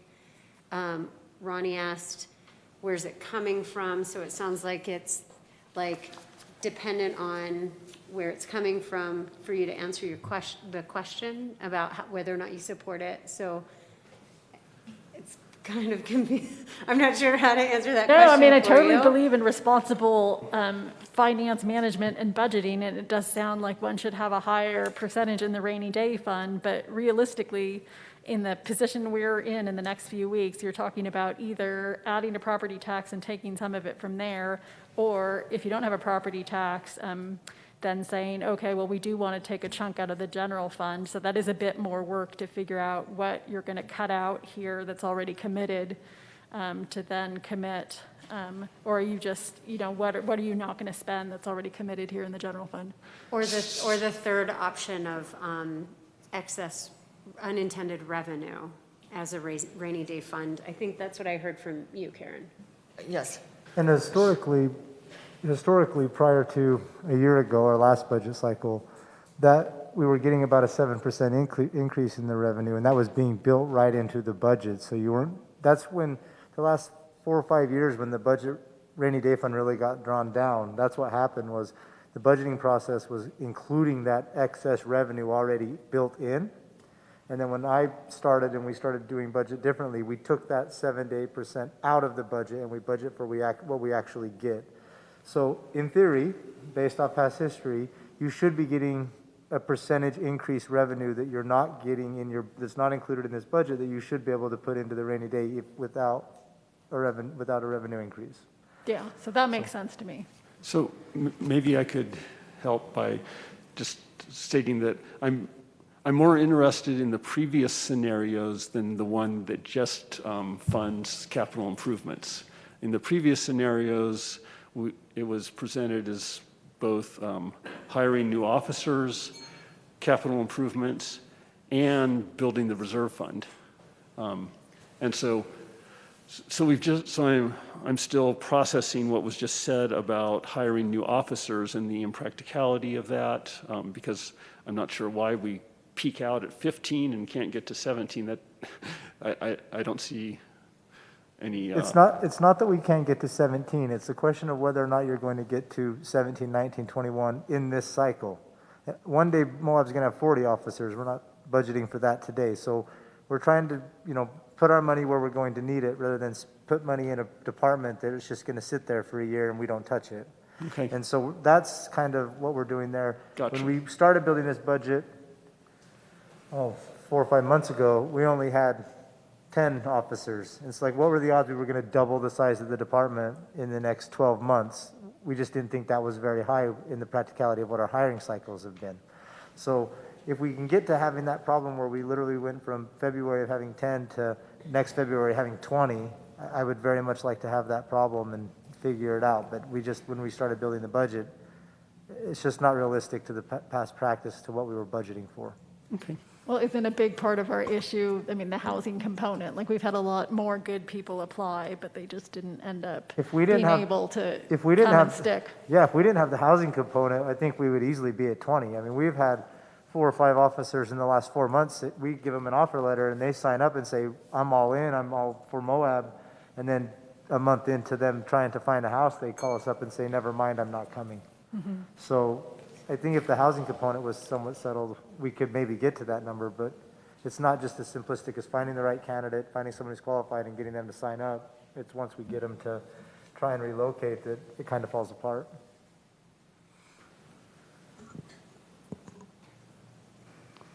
Okay, so let's continue to bring concerns or adjustments for consideration. So expenses, I have one. yeah. Yeah, I just want to touch on elections, because I didn't know if everybody on the council had looked at this section on expenses, because I feel like when we discussed ranked choice voting, you know, it was our impression that the cost of elections was going to go down, but it actually, you know, looks like it's gone up slightly from the last one that we did. And so I understand that, Microphone, because summer might, yeah. it sounds like we're probably getting charged, I think, maybe actual expenses of the election, whereas it was subsidized before. I just want to make sure we all understand if it's really gone up. Harley, We're on will the you same bring the page mic on to that. Summer? Yeah. Thank you. Ronnie, I'm sorry, can you repeat your question? Oh, yeah, no, so I think this is partially my memory, but I was just trying to make sure the whole council was on the same page. You know, when we talked about ranked choice voting, it seems like we discussed, you know, that ranked choice voting would probably actually be cheaper because we weren't going to do a primary. But if we look on our budget at the fiscal year 20 actuals versus our proposed budget, it's actually gone up a bit. So I was just trying to make sure that was right, and then where, if we did think it was going to be cheaper, where it got more expensive. I don't know. Yeah. You're correct. Originally, the proposed amount that's in the budget was to cover both a primary and a general election through Greene County. And that was before we had received any quotes from them. Because we opted to go with ranked choice voting, Utah County is charging us a per ballot cost. Okay. And I believe that is $2.25 per ballot per registered voter, but I need to verify that. So what was included in the budget was an increase over the previous year, because we were anticipating that we were going to contract with Greene County to run the election. And so it should be lower this year, because we opted to go with ranked choice voting and we're not having a primary. I think that number just stayed the same in the budget. We left it at, I believe, 15. I don't believe that amount was. Okay, yeah, it's increased. 18 now, but, okay, so we anticipate it'll come in less. I'm anticipating that it'll come in way less. Okay, thank you. So, Ronnie, would you be in favor of saying to the rest of the council more for amending the budget to be closer to the actual, or are you comfortable with it being budgeted? I mean, I just wanted to make sure everybody was higher. aware. And then I know that we're supposed to budget within, you know, conservative numbers. So as long as it's not so astronomically higher than what we think we're going to spend, I mean, it's probably okay that it stays there. But I'll let Ben suggest what we do there. I mean, I think it's important to remember, so the tentative budget was created in the spring. You know, things come into focus as you create the budget. What we've been doing now is basically honing it in. Normally you adopt a final budget in June, and you know, we still may not have had those numbers. We've been focusing so much on a property tax and what that would mean for the city. We haven't addressed, we haven't really gone back through with a fine-tooth comb and looked at all 740 some odd line items of budget. I mean, as there are things on here that have changed, but those have been more material in nature. You know, as that was really not brought to my attention until late last week. So then the question is back to you. Are you comfortable with this information leaving the budget as is? yeah, no, but I didn't know if anybody else had that question. Does everyone else feel comfortable leaving the budget as is, or? Yeah. Yeah. Okay. Yeah, Ben, before I forget, so the last meeting you sent out, you know, remember a very detailed budget, the one that Ronnie's looking at over there, you know, with all the gory details in it? Mm-hmm. Could Will you bring your mic a little closer? make Mike? sure, yeah, so you make sure that can I get a copy of that before, Yeah, absolutely. Yeah.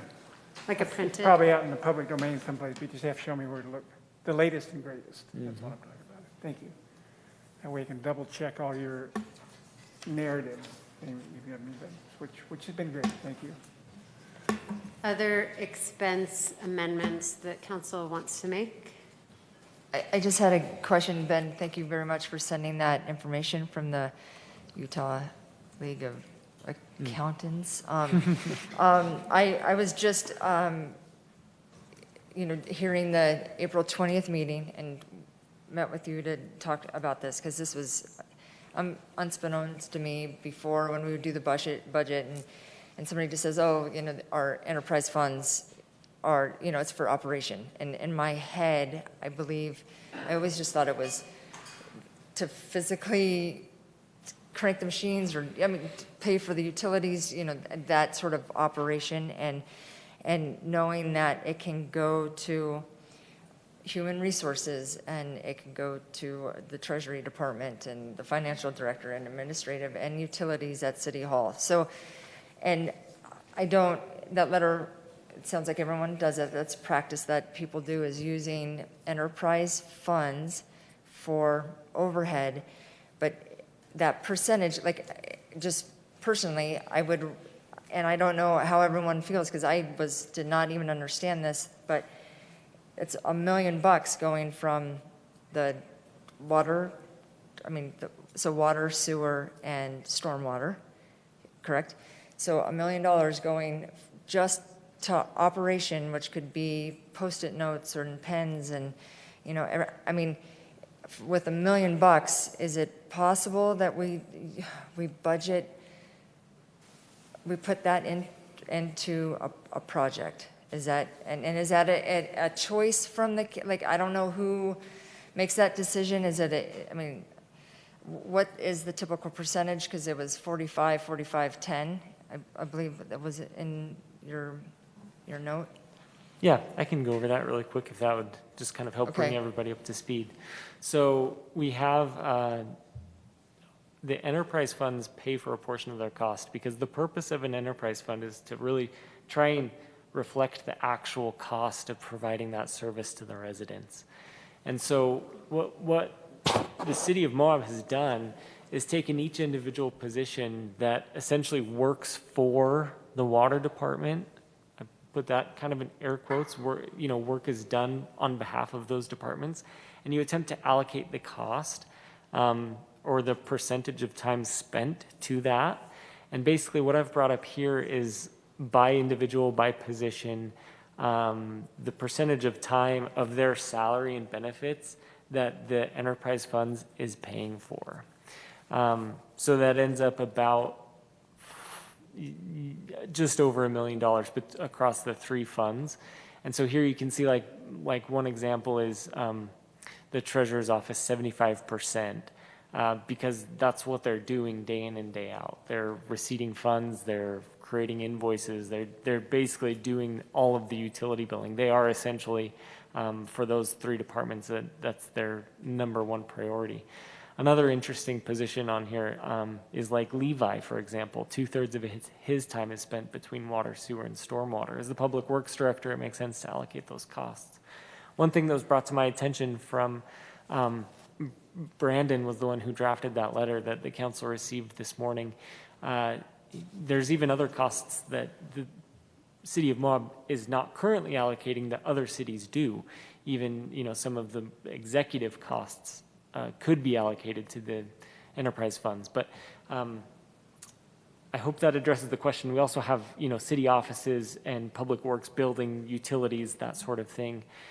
But I'm not sure, maybe you'll have to rephrase as to what you would like to see done with that money. Well, I was just curious is it a choice that a city makes that 45%, or, here we're 45% to the sewer fund.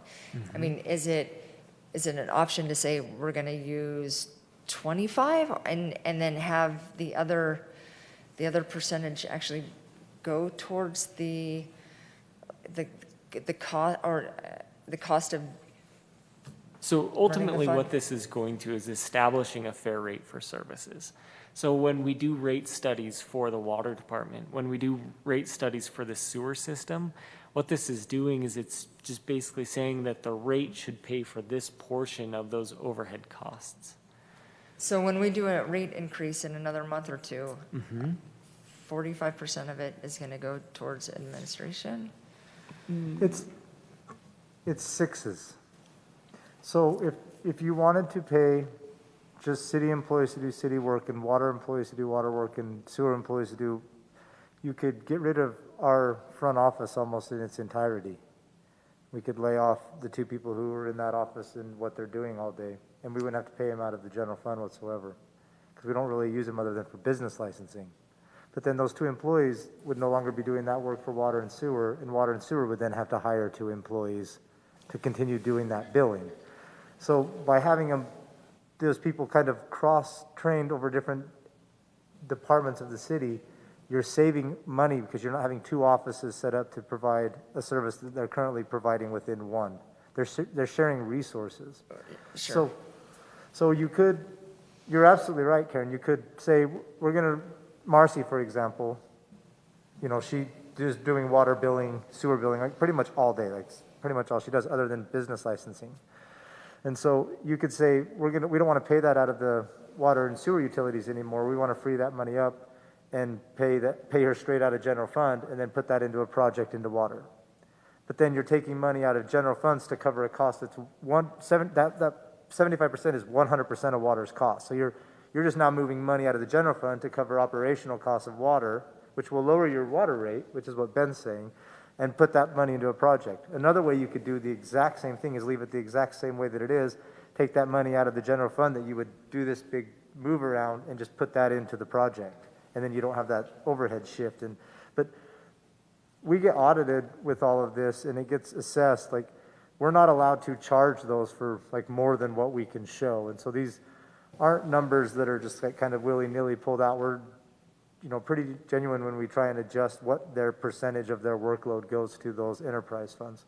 And like I said, if you pay them out of the general fund and free that money up to go into the water project, it would reduce the overhead cost of water, which would reduce your rate, but you're still as an enterprise collectively spending the exact same amount of money. You're just shifting how you're spending that money.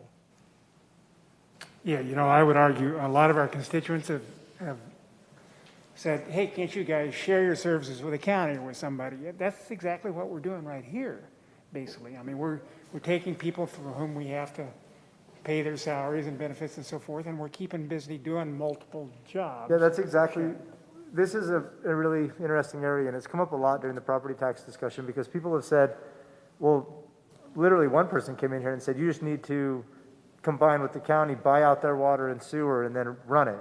Well, the county doesn't have water and sewer.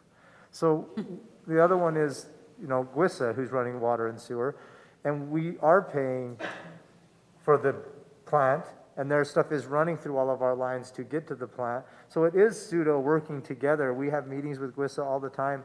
But if we all combined tomorrow and worked under one head, we still would need the same amount of people out there. It's just, if we made one roads department tomorrow, it's the same miles of roads that need maintained. We don't have extra people on our city streets, and the county doesn't have extra people maintaining their roads. It's not like if you combine that, all of a sudden you don't need those people. The same mileage of roads needs maintained regardless. So the employees numbers stay the same. It just starts becoming how you're funding one thing versus how you're funding another. You're just moving money so it looks like you're more efficient when in reality you're still paying for the exact same service and cost. You're just paying it from a different account line at that point. It could reduce water rates, but the reality is you would be subsidizing the water. You'd reduce that water rate by reducing this overhead cost because the general fund would be picking it up. But really what you'd be doing is subsidizing water with the general fund to reduce water rates. That's 100% what you'd be doing at that point. And then the question then becomes, what are you cutting out of the general fund to subsidize water rates? Right, and so then would that lead us to a question, if we were to do that, ultimately we would have to subtract some things from our budget? Oh, absolutely. If you're going to move $1 million out of the general fund to now cover these administrative costs that are water and sewer and storm rates. They are water and sewer and storm rates costs. If you're moving that $1 million over there, so that $1 million that's in those enterprise funds can go to projects. That $1 million is included in this budget. You would have to cut $1 million out of this budget to slide over to cover these costs, which is something you guys absolutely have the authority to do. And if you choose to go that route, we can figure that out for you and tell you where those cuts would need to come from. Isn't that exactly what happened when we, excuse me, when we were trying to build the new water reclamation facility, is our rates hadn't kept up with our actual costs, and they pretty much told us you need to raise your rates to I be wish- able to show that you can pay for this. Yeah, I wish this was inherently a Moab problem. It's not. Most cities struggle to keep their rates where they need to be to keep up with their infrastructure demands. Like this is, I mean, there's a reason why Congress is looking to pass a multi-trillion-dollar infrastructure bill nationally. Like this is a problem across the country. But this would be the chance for anyone on this council to say, hey, here's where I'd like to see us make cuts in our budget. And they could, any one of the council members, you could all make a suggestion of a line item of, like Kaylin did, and suggest right now, in this workshop. This is your budget. We prepare it for you and we try and bring to you what you want to do. But, you know, within the three branches of government, your authority is the purse. You guys control the money, you control the revenue streams, and you control where this money is spent and what projects we spend it on. You know, if we approve X amount of dollars to go towards capital improvement projects, even though that money gets approved in the initial budget, we still bring those projects back through and they get reapproved and reapproved. So, you know, this is where your guys' authority really lies. And so it needs to be what you want it to be. So, if I may, I just, in the planning department, we're having a reduction in licenses or permitting, and yet we keep hearing that we need more staff in that department. Is there an explanation for that? I think in the original budget, we didn't propose more staff in that department. At the initial presentation of that budget to this council, it requested an additional person in that department.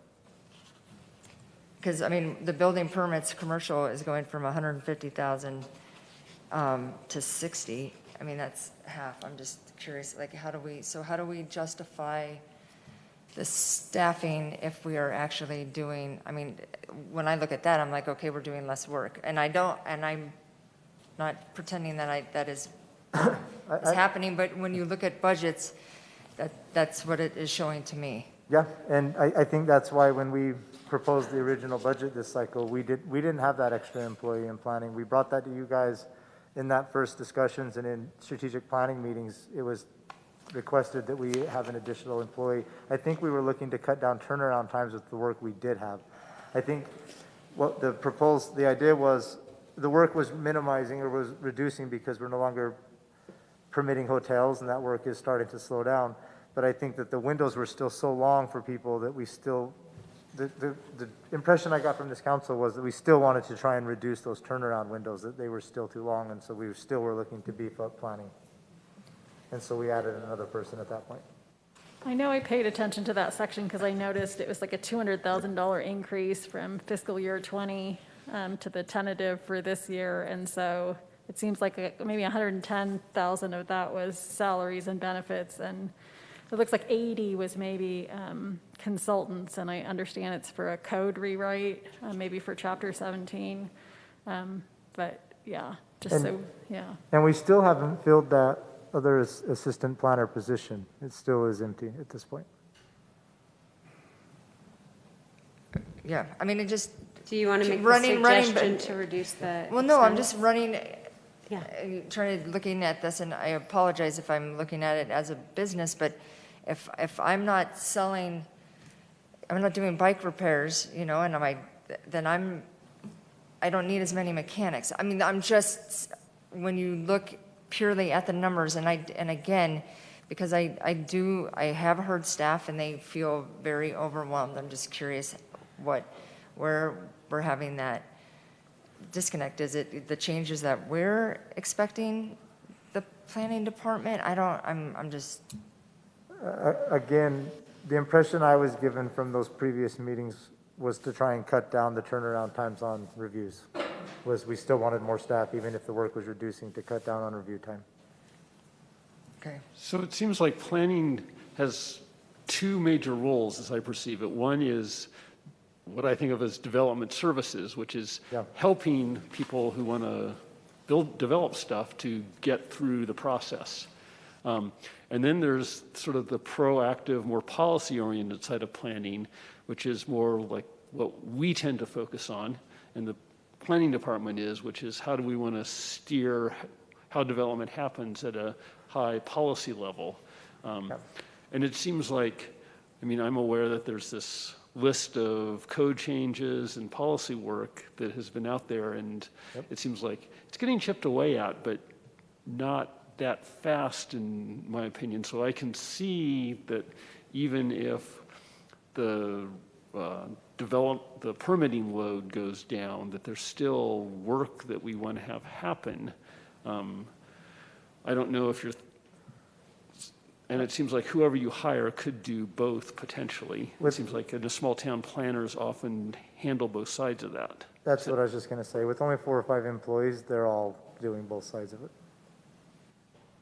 I mean, Barry's obviously doing the actual inspection on site, but when it comes to plan review, they're all chipping in. Yeah.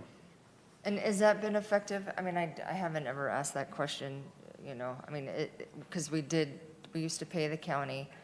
Is it beneficial to have it in-house? Yeah, our turnaround times are a lot quicker. And it's not a knock against the county, they just were understaffed to provide it valley-wide. They were understaffed to do that job, and for us to have one on our own. And we have Beecham, who also does construction inspections as well. Yeah. And so we basically have 2 inspectors that we're running. And if I may, just quickly, you know, we're involved in development review as well. And having Barry next door, there's a continuity communication between engineering and building and planning that wasn't there when the county was doing those inspections. I mean, just to be quite blunt with you, it worked in a lot of ways, but in a lot of ways it was problematic and didn't really provide the best service, I thought, to our customers. So I think this is an improvement from our perspective in terms of efficiency. Well, Oh, that's good. Another Yeah. thing is the building inspector, I believe, is mostly paid for through fees. I'm sorry, I can't hear you. Sorry. The building inspector is paid by the developers through fees. So that is actually, I don't know if we get close to evening out, but I it's do sort think of that is our. a pass-through. It's a Uh-huh. pass-through. Yeah, Yeah. oh, no, that's great, okay. So, for that one, but, and, you know, Kalen is exactly right. His memory from strategic planning was that the council had the code revision, the community visioning planning, the dispersed parking, the transportation planning coming up. And so, if my recollection is correct, it was that we wanted to free up the planner or senior planner to do that kind of high-level work, and let, you know, an assistant planner and maybe a second assistant planner do more of the development review and those kinds of things. So it was, I think, a response we heard from the council about a reprioritization of someone like in Nora's position and Sure. how they would be acting.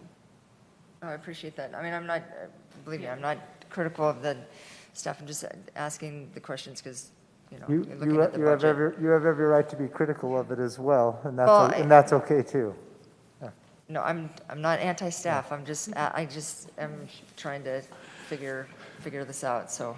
And we did, I'm sorry, there was one other thing. We actually cut, in order to afford that assistant planner, when we got that feedback, I think we cut the code revision from the budget. So we kept community visioning for this year, along with the other planning that's going to be really staff intensive. So I think that amount was allocated initially at the very, you know, beginning talks of the budget. And we made a change. We can, like they're saying, we can take that money out completely. We can reprioritize it to a code revision, just to give some context to that evolution. I wonder, this is sort of not doable in the next 2 weeks, but I wonder if it'd be worth having sort of a strategic planning prioritization list, the way we have a capital, and maybe you already do, a capital improvements planning where there's like costs and associated with it. I don't know if that's making it overly complicated. I think we can try and pull that off in the It next. seems like that's tickets. something we would do, especially if this council moves forward with allocating certain revenue to capital improvements versus others. We would definitely have a focus workshop on specifically which capital improvements would be spent, done, Right.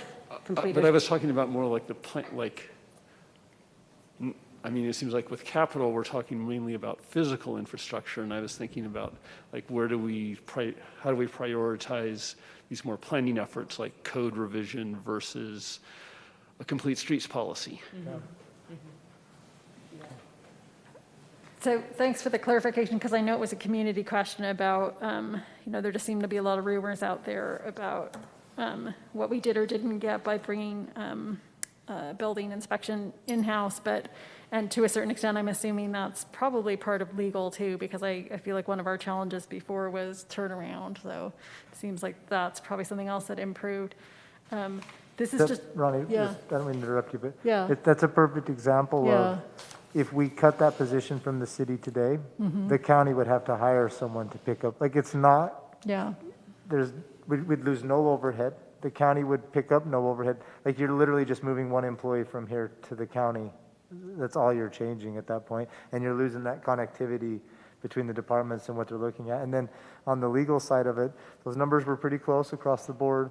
And our turnaround time on projects, I think in the last year and a half, I mean, Pat took us 5 years to get through legal, and we're doing noise, we're doing, our turnaround time on product work now is night and day. So if it's the same price or even a little bit more, our work product that we're getting out of that money is being spent, I think, in a more productive manner. yeah, okay, that was my impression. And Thanks for- Carly, you supervise planning in Barry, so Yes. if the council wanted more like data on, or metrics on that, is that something that could be provided?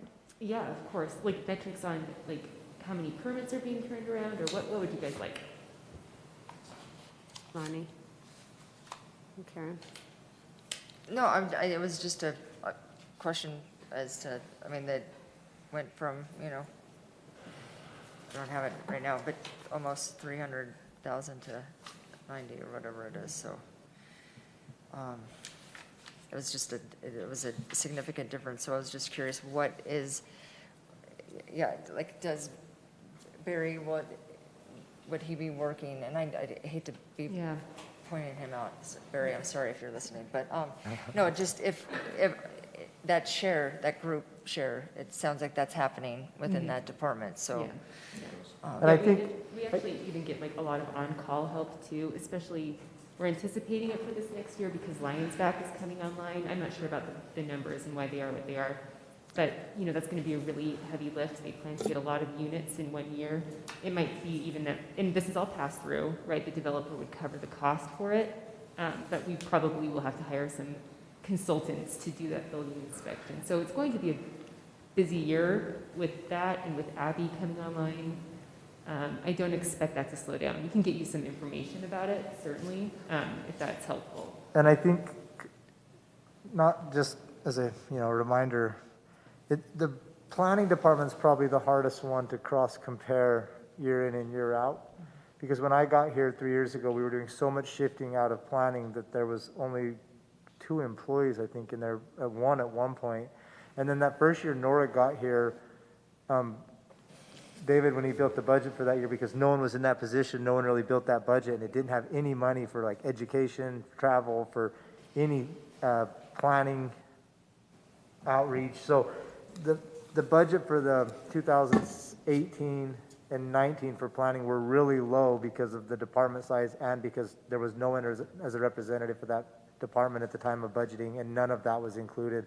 That first year Nora was here, she had absolutely no money in her budget whatsoever, and it was quite a challenge we ended up doing some line item stuff at the end of the year to make it just so she could operate. So that one's kind of weird.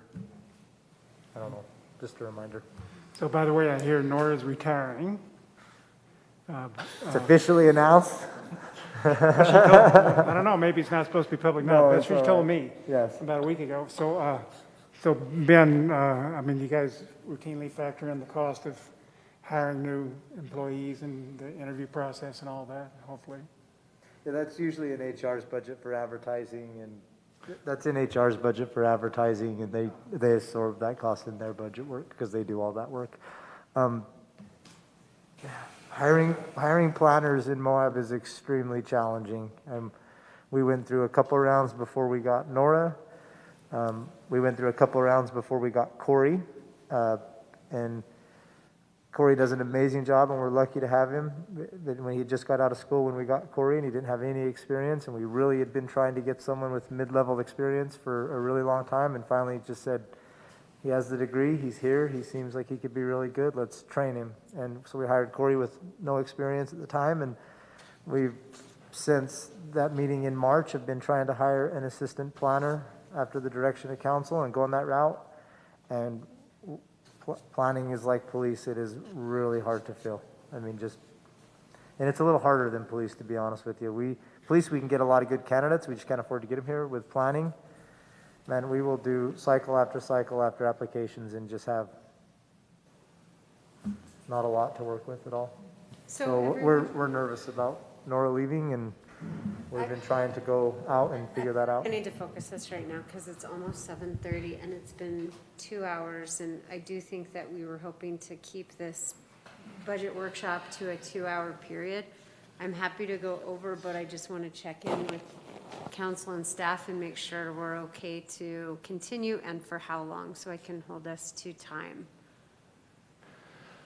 Do we want to take an extra 30 minutes? Is anybody not okay with an extra 30 minutes of this workshop? Good? I'm okay with 30, no more. Okay, so we'll go till 8. Okay. The thing we're not talking about is property tax. I don't know if we want to talk about that or stay focused on expenses. It's up to you. I have an expense question. Go for it. So, Ben, in a housing discussion, you mentioned, I believe, if I'm recalling correctly, that it was either the interest or the debts was maybe the interest on the housing bond was that we were going to be paying this year was more than the acquisition costs of the bond. Am I remembering that correctly? That's correct, yep. Acquisition cost of a bond is about. So there's an inefficiency if we don't, because we've had this delay in spending the money, and thereby doing what it was supposed to do and starting to generate revenue as well. So it seems like we haven't really, we've talked about the Walnut Lane some since then, but not really about that sort of budget piece. And so I guess I'm just wondering if you were suggesting that we should consider just returning that and then figuring out what we do and rebonding.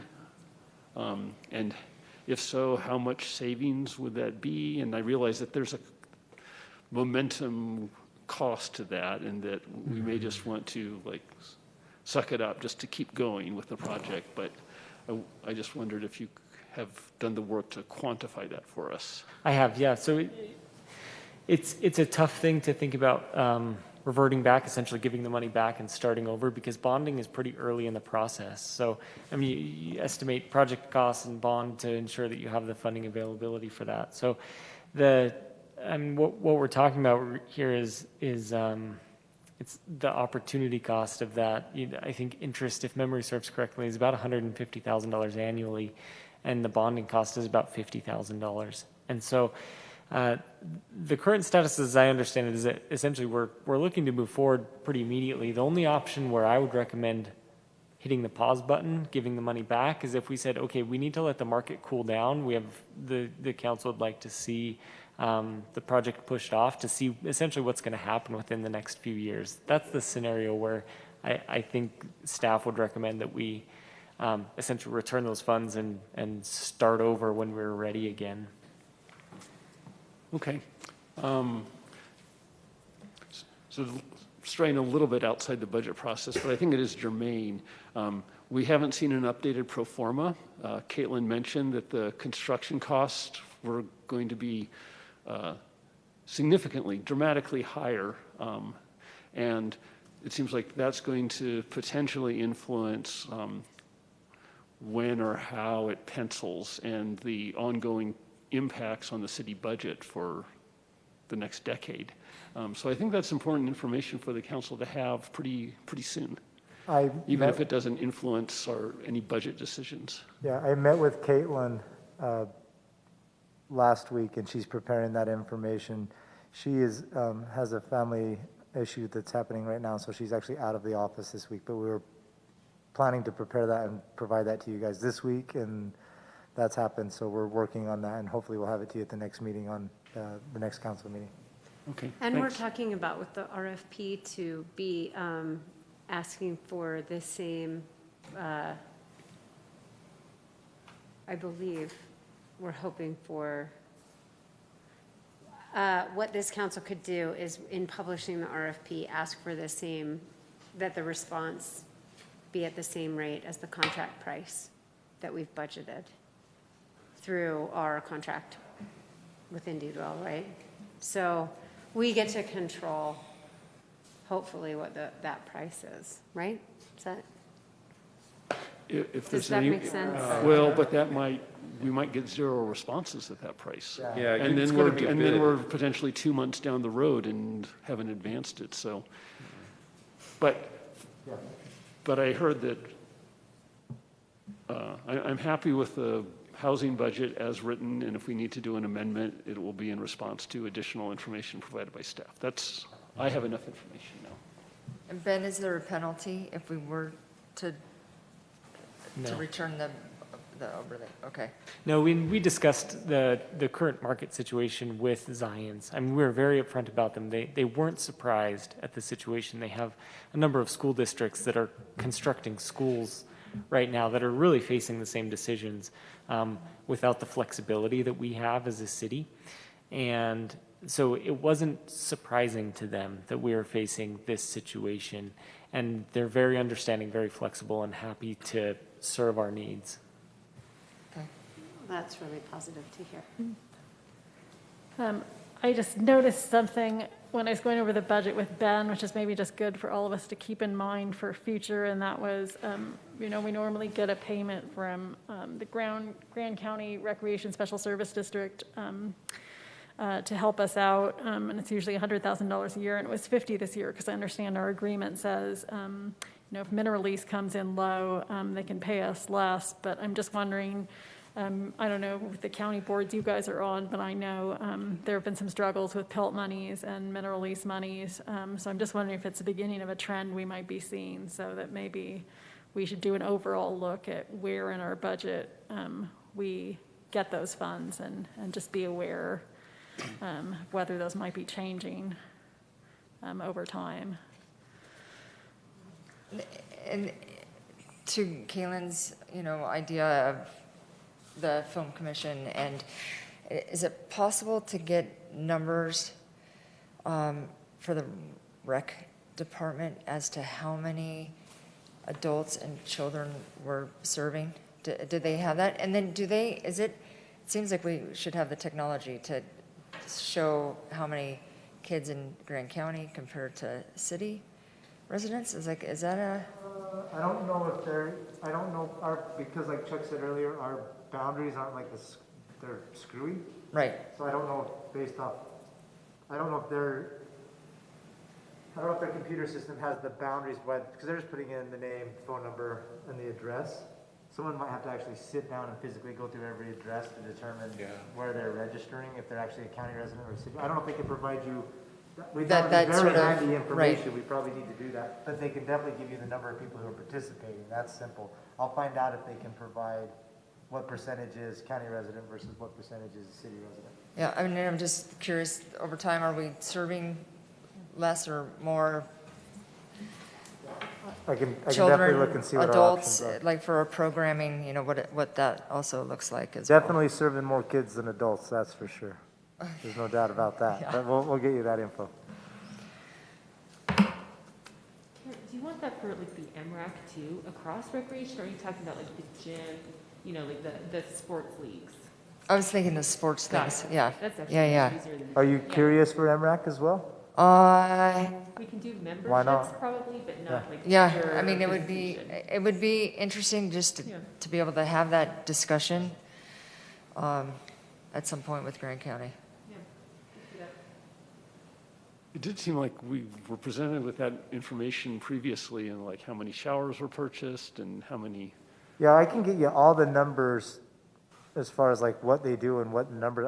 The only hard one will be is where they're residents of. That might be the only one that's a challenge. Well, and if we wanted to reduce this, it would be during budget season that we would reduce services. We would reduce expenses by reducing services. Yeah. So that data would like help this council decide whether or not to continue at our service level or potentially reduce it. Absolutely. And I mean, we can get you the data for like how many teams are in each league by age group, like, because I know there's some age groups for like, there's like, just to give data, just like I know there's a girls softball league that's like 10 to 12 and they only have 2 teams and they just play the same team every 2 times a week. You know, it's like we just don't have a large population base to fill a lot of it. So if we were going to make cuts in that area, that information may be helpful to know, like which sport teams, not like the girls, but like softball, baseball, like which ones are drawing the highest numbers, which ones are co-ed, so you're not cutting one group more than another. Like that may not be all useful information if you're going to make cuts. Well, I mean, like football is probably our most expensive program because of all the equipment. It's so equipment heavy, and it serves a very small number of individual and just boys. You know, it's probably one of our most expensive programs, and it's serving a very small number and in only one gender. So it's probably like, I don't know. And we can get you that info. You are or have hired a consultant to look at the MRAC Yeah, I have another meeting. operations? I have another meeting with them tomorrow. Right, so I'm wondering if, like, that could also, like, maybe we need to have sort of Yeah, a bigger discussion about this than, I don't know Sounds like if a we're going to great get to in the next 2 weeks. I think it's important, and I've wondered if we should pre-allocate some of the RAP tax revenue for basically this prioritization that we've already made. But I feel like we kind of committed to a process, and the outcome of that may be the same, that they'll say, you're already spending all this money on recreation programs and facilities, and a lot of it should go to that, but Okay. I don't know that I could go either way. Well, that could be something that the committee that we're talking about putting together for the allocation of the RAP tax, that could be a thing that the committee would consider. Yes. It did occur to me that if, for the purposes of this budget, it might be useful to staff if we went ahead and said, we're going to spend half of it on existing programs, just so that they know that that's available for paper clips and whatnot for other people. Since we're already running those recreation at a significant loss. But I'm okay staying the course on the Okay. developing the process. Okay. Just along the lines of, as we've been trying to dispel some of the suggestions we've gotten about why we can't do them, but I mean, some of the suggestions are good, and it sounds like we can do, like, it sounds like we can revisit what we charge for impact fees, but at the same time, educate people that impact fees have a very short list of things they can be used for, like you can't use them for housing, for example. I was just gonna ask Joel briefly if he could hit on 3 things, because sometimes we go over these, but sometimes it seems like it helps to repeat them, because it seems like some of them are doable and some of them maybe aren't the best choice because they don't necessarily generate the revenue people seem to think they do. But so I know Kaylin has asked the question about red light cameras, and if we can look into those. They do seem like they'd be they have potential to help with enforcement. And then I know people love to ask about parking meters and writing more citations. But my understanding with both of those is that they tend to, you kind of either break even or you lose. I mean, not like you shouldn't write citations, for enforcement, but just someone, I had a citizen asking me, so I thought I'd just ask for you to respond, because they had heard certain law enforcement departments did raise a fair amount of money through citations. So it's just been my understanding in the past, it wouldn't do much for us, but I was gonna ask you in case that's changed or. So red light, Yeah. percentage of fees, parking enforcement, and then just speeding enforcement? Yeah, I think so. But I was just going to ask you to confirm. I mean, it's been my understanding that parking meters and citations don't really, Parking, yeah. parking tickets, parking meters are kind of two different things. Oh, okay. So parking meters, you can not only get the revenue from a ticket for someone violating their time allotment, but you're also generating the revenue of whatever is being charged for the parking. So they're generating more revenue than just the parking citation itself. Okay. When it comes to red light parking tickets and speeding tickets, we get small fractions of what that is. I will quantify that number. I had a call into the AOC, the Administrative Office of the Courts, and they were supposed to get me all that information, and I haven't seen it yet. So I'll Okay. follow up with them and Yeah, get the no, actual thanks. percentage, and I'll present that to you guys next Tuesday, and we can have all that. I think just But- curiosity out there. Yeah. And on a normal fine, which tickets you get less, but on a normal fine, the court usually takes half, and then you get the other half. Okay. Well, in our situation, because we don't operate our own court, the court takes half, the county gets half of our half, because they're operating the court system, and then we get a quarter. So we're basically getting a quarter of a normal, like a $600 fine for trespassing. We only get a quarter of that. So we're not getting that full 600, we're getting $100 here, $200 there, depending on what the fine is. So if we operated a court, you get that full half percentage, 50% percentage, but then you're operating the cost of a court, you have your own judge, your costs go up Bailiff. drastically, yeah, so. But Ronnie, you do bring up a question, though. If we were to have parking limits, like we talked about, the 2-hour parking limits on Main Street, which I think we're all supportive of, and then Chuck did the study and said it's going to cost about 60 grand to just do the signage for the limit. And that could be tickets that would eventually turn into revenue. There is still the cost of implementing that. But I think we were in favor of it, but we were going to, was it part of hotspot? Well, you wanted us to look at that as a hotspot eligible activity, and there was no response It's to it. not hotspot eligible. So if that's something this council wants, that would actually be an expense we'd want to put in the budget or add it to the capital improvements project list. And rather than just a recommendation, it's up to you guys entirely, but if you're just enforcing through parking ticket, you're only getting any revenue return on any violation. If you put metered systems in, every single person who participates in parking is paying you something. So if that's what we're looking to do, I would recommend a metered system. And there's apps and stuff that's starting to get to where you don't have as remotely as much hardware as used to be required for the cost startup to implement a program like that. So. Would that work for capital costs? Because I know there's federal funds for, through UDOT, and would that be it was not the 5311, but it was a different fund, and it was, you could use it for buses or structures or capital improvements for transportation. Do you think? Parking systems? Yeah. I'm not aware, I couldn't swear to it, but I'm not aware of UDOT having any programs that'll help fund parking systems like that. And we have a great resource in the state. Other side of the state, Springdale has moved 100% to paid parking. So Yeah. I mean, they'd be a great resource if that's something the council wanted to look to. Yeah, we have I vendors. think they might have all the used time. hotspot funding for it when they did their They did. downtown They did. revamp. Another thing that Representative Curtis mentioned at our meeting the other day was when Park City and other Logan started their transportation, they opted out of the UDOT funding. And they keep all their transportation money at home to fund their own bus system and all that. So that's something we got to look into as well, as if we can keep our UDOT money transportation money that's going up to UDOT that we're not getting service from, how we keep that in our community, all of Park City and Logan, and how they have done it. So I was unaware of that. I wasn't aware Okay, they'd done that. so we have 15 minutes left. Do we want to talk about property tax? Oh, yeah.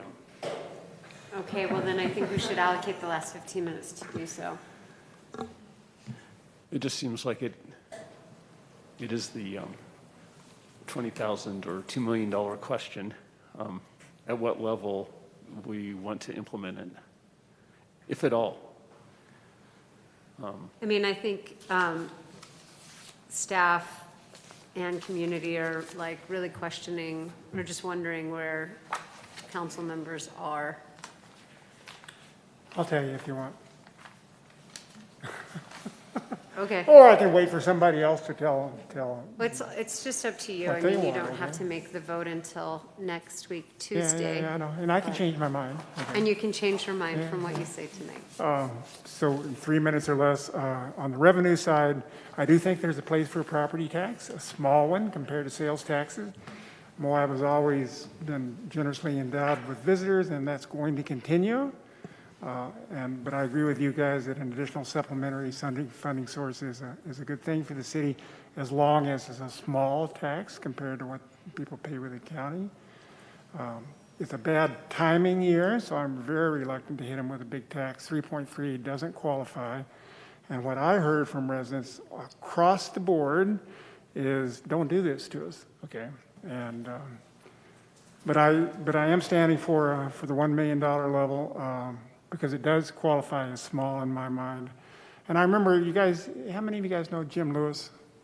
Yeah, when he was, a couple of years ago, when he was working on bursitis on my hip, he was talking about his time on county council and some sort of controversial issue came up. And he said, well, you know, in the end, I said, well, I'll do whatever you want me to do. Okay, I mean, he was trying to be responsive to constituents, and I kind of took that to heart. And that's what I've been hearing over and over again, that basically people don't think this is a good idea in any substantial sum at this time. So that's where I stand with one. If I'm not happy with the way we spend the money, and I'm going to get to that in a second, then I would probably opt for none at all. At one time, I thought I might go for the $1.5 million level, but that's a little less likely right now.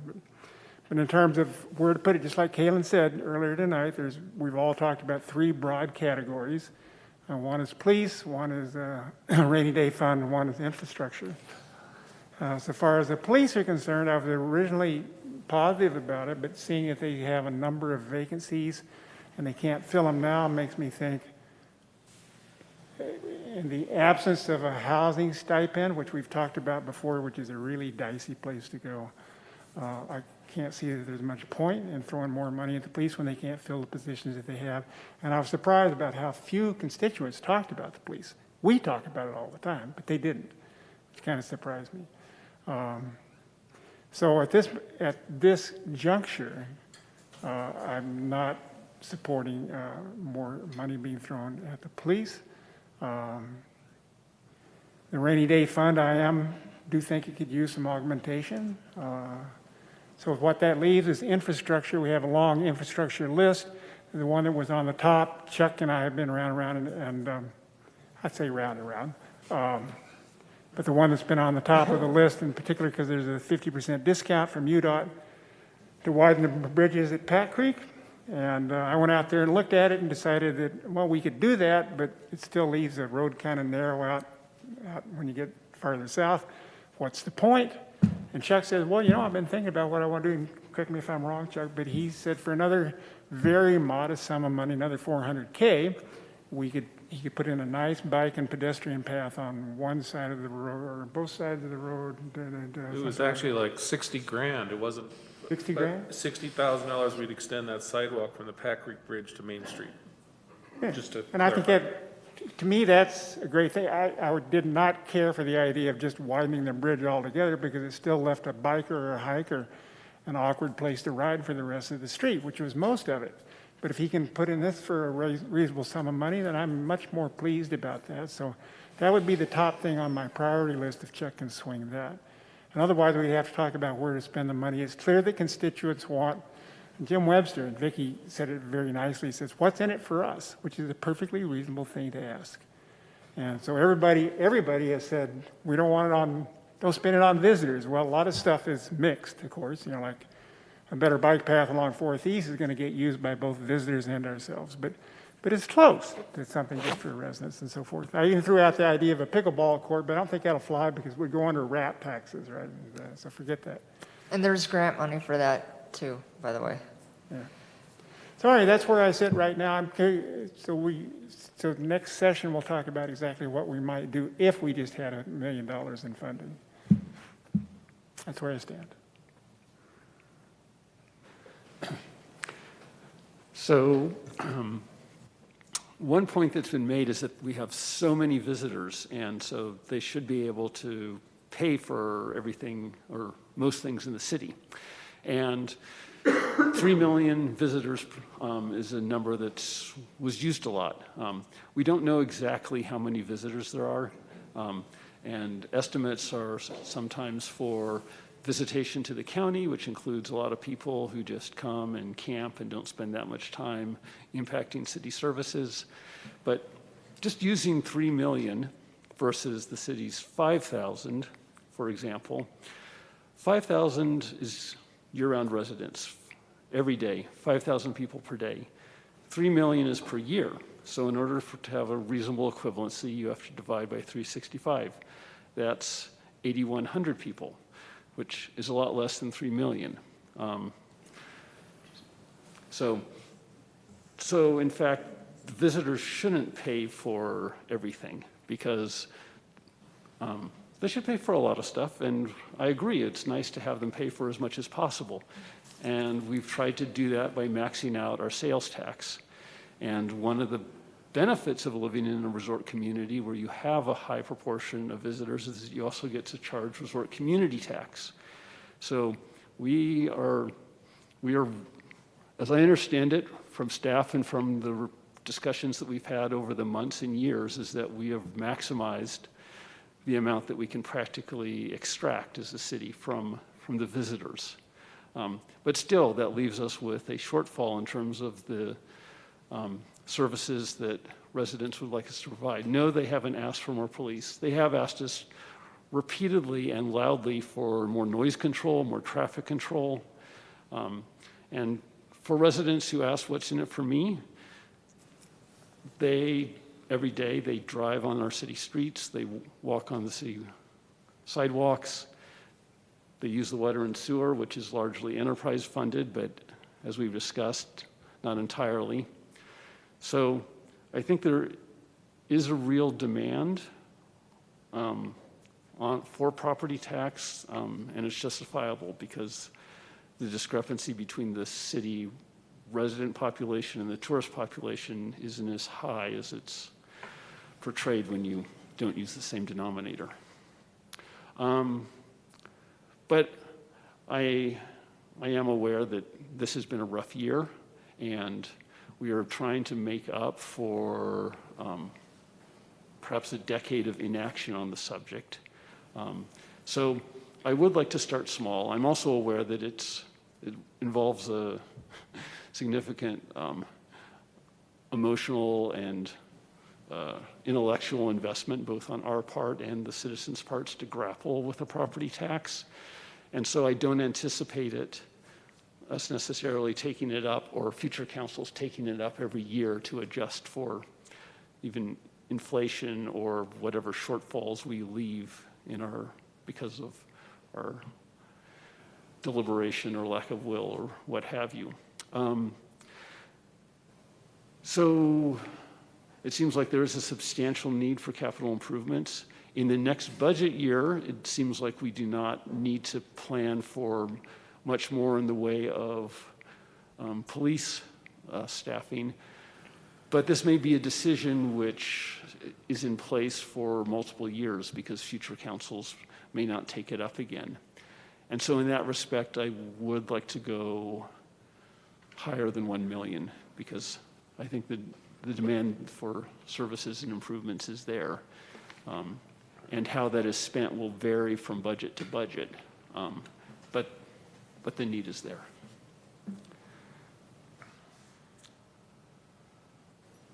I think Caitlin articulated that very well. And I hear what Mike is hearing too. Don't do this to us. Don't do this to us. And this city has lived without a property tax for 30 years. And many of the people that came and spoke to us at both the public hearing and our meeting last week said, I'm going to have to pass this on to my tenants or to my renters. Every landlord I have ever had has raised the rent every year, whether there was a property tax increase or whether there wasn't. That is just standard procedure. I have never had a landlord that didn't raise it.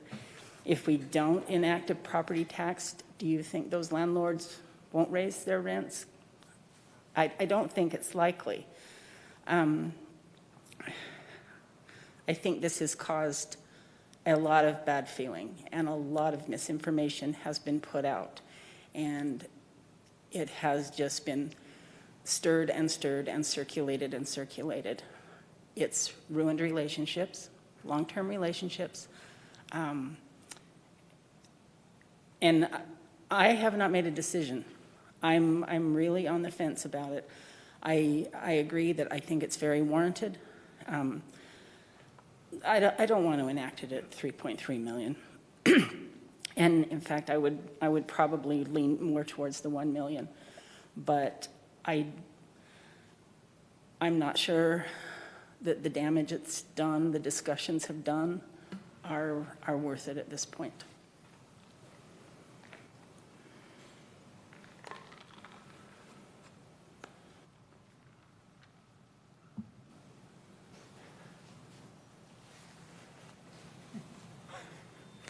I think our half hour is up, and I feel like I used ample time at the last meeting on the 10th to make my comments, so I don't have any further comments. I think I was very clear at the last meeting, and giving 3 weeks for information to the public is not enough time to implement something that has brought about so much emotion and fear and contention and distress for the city.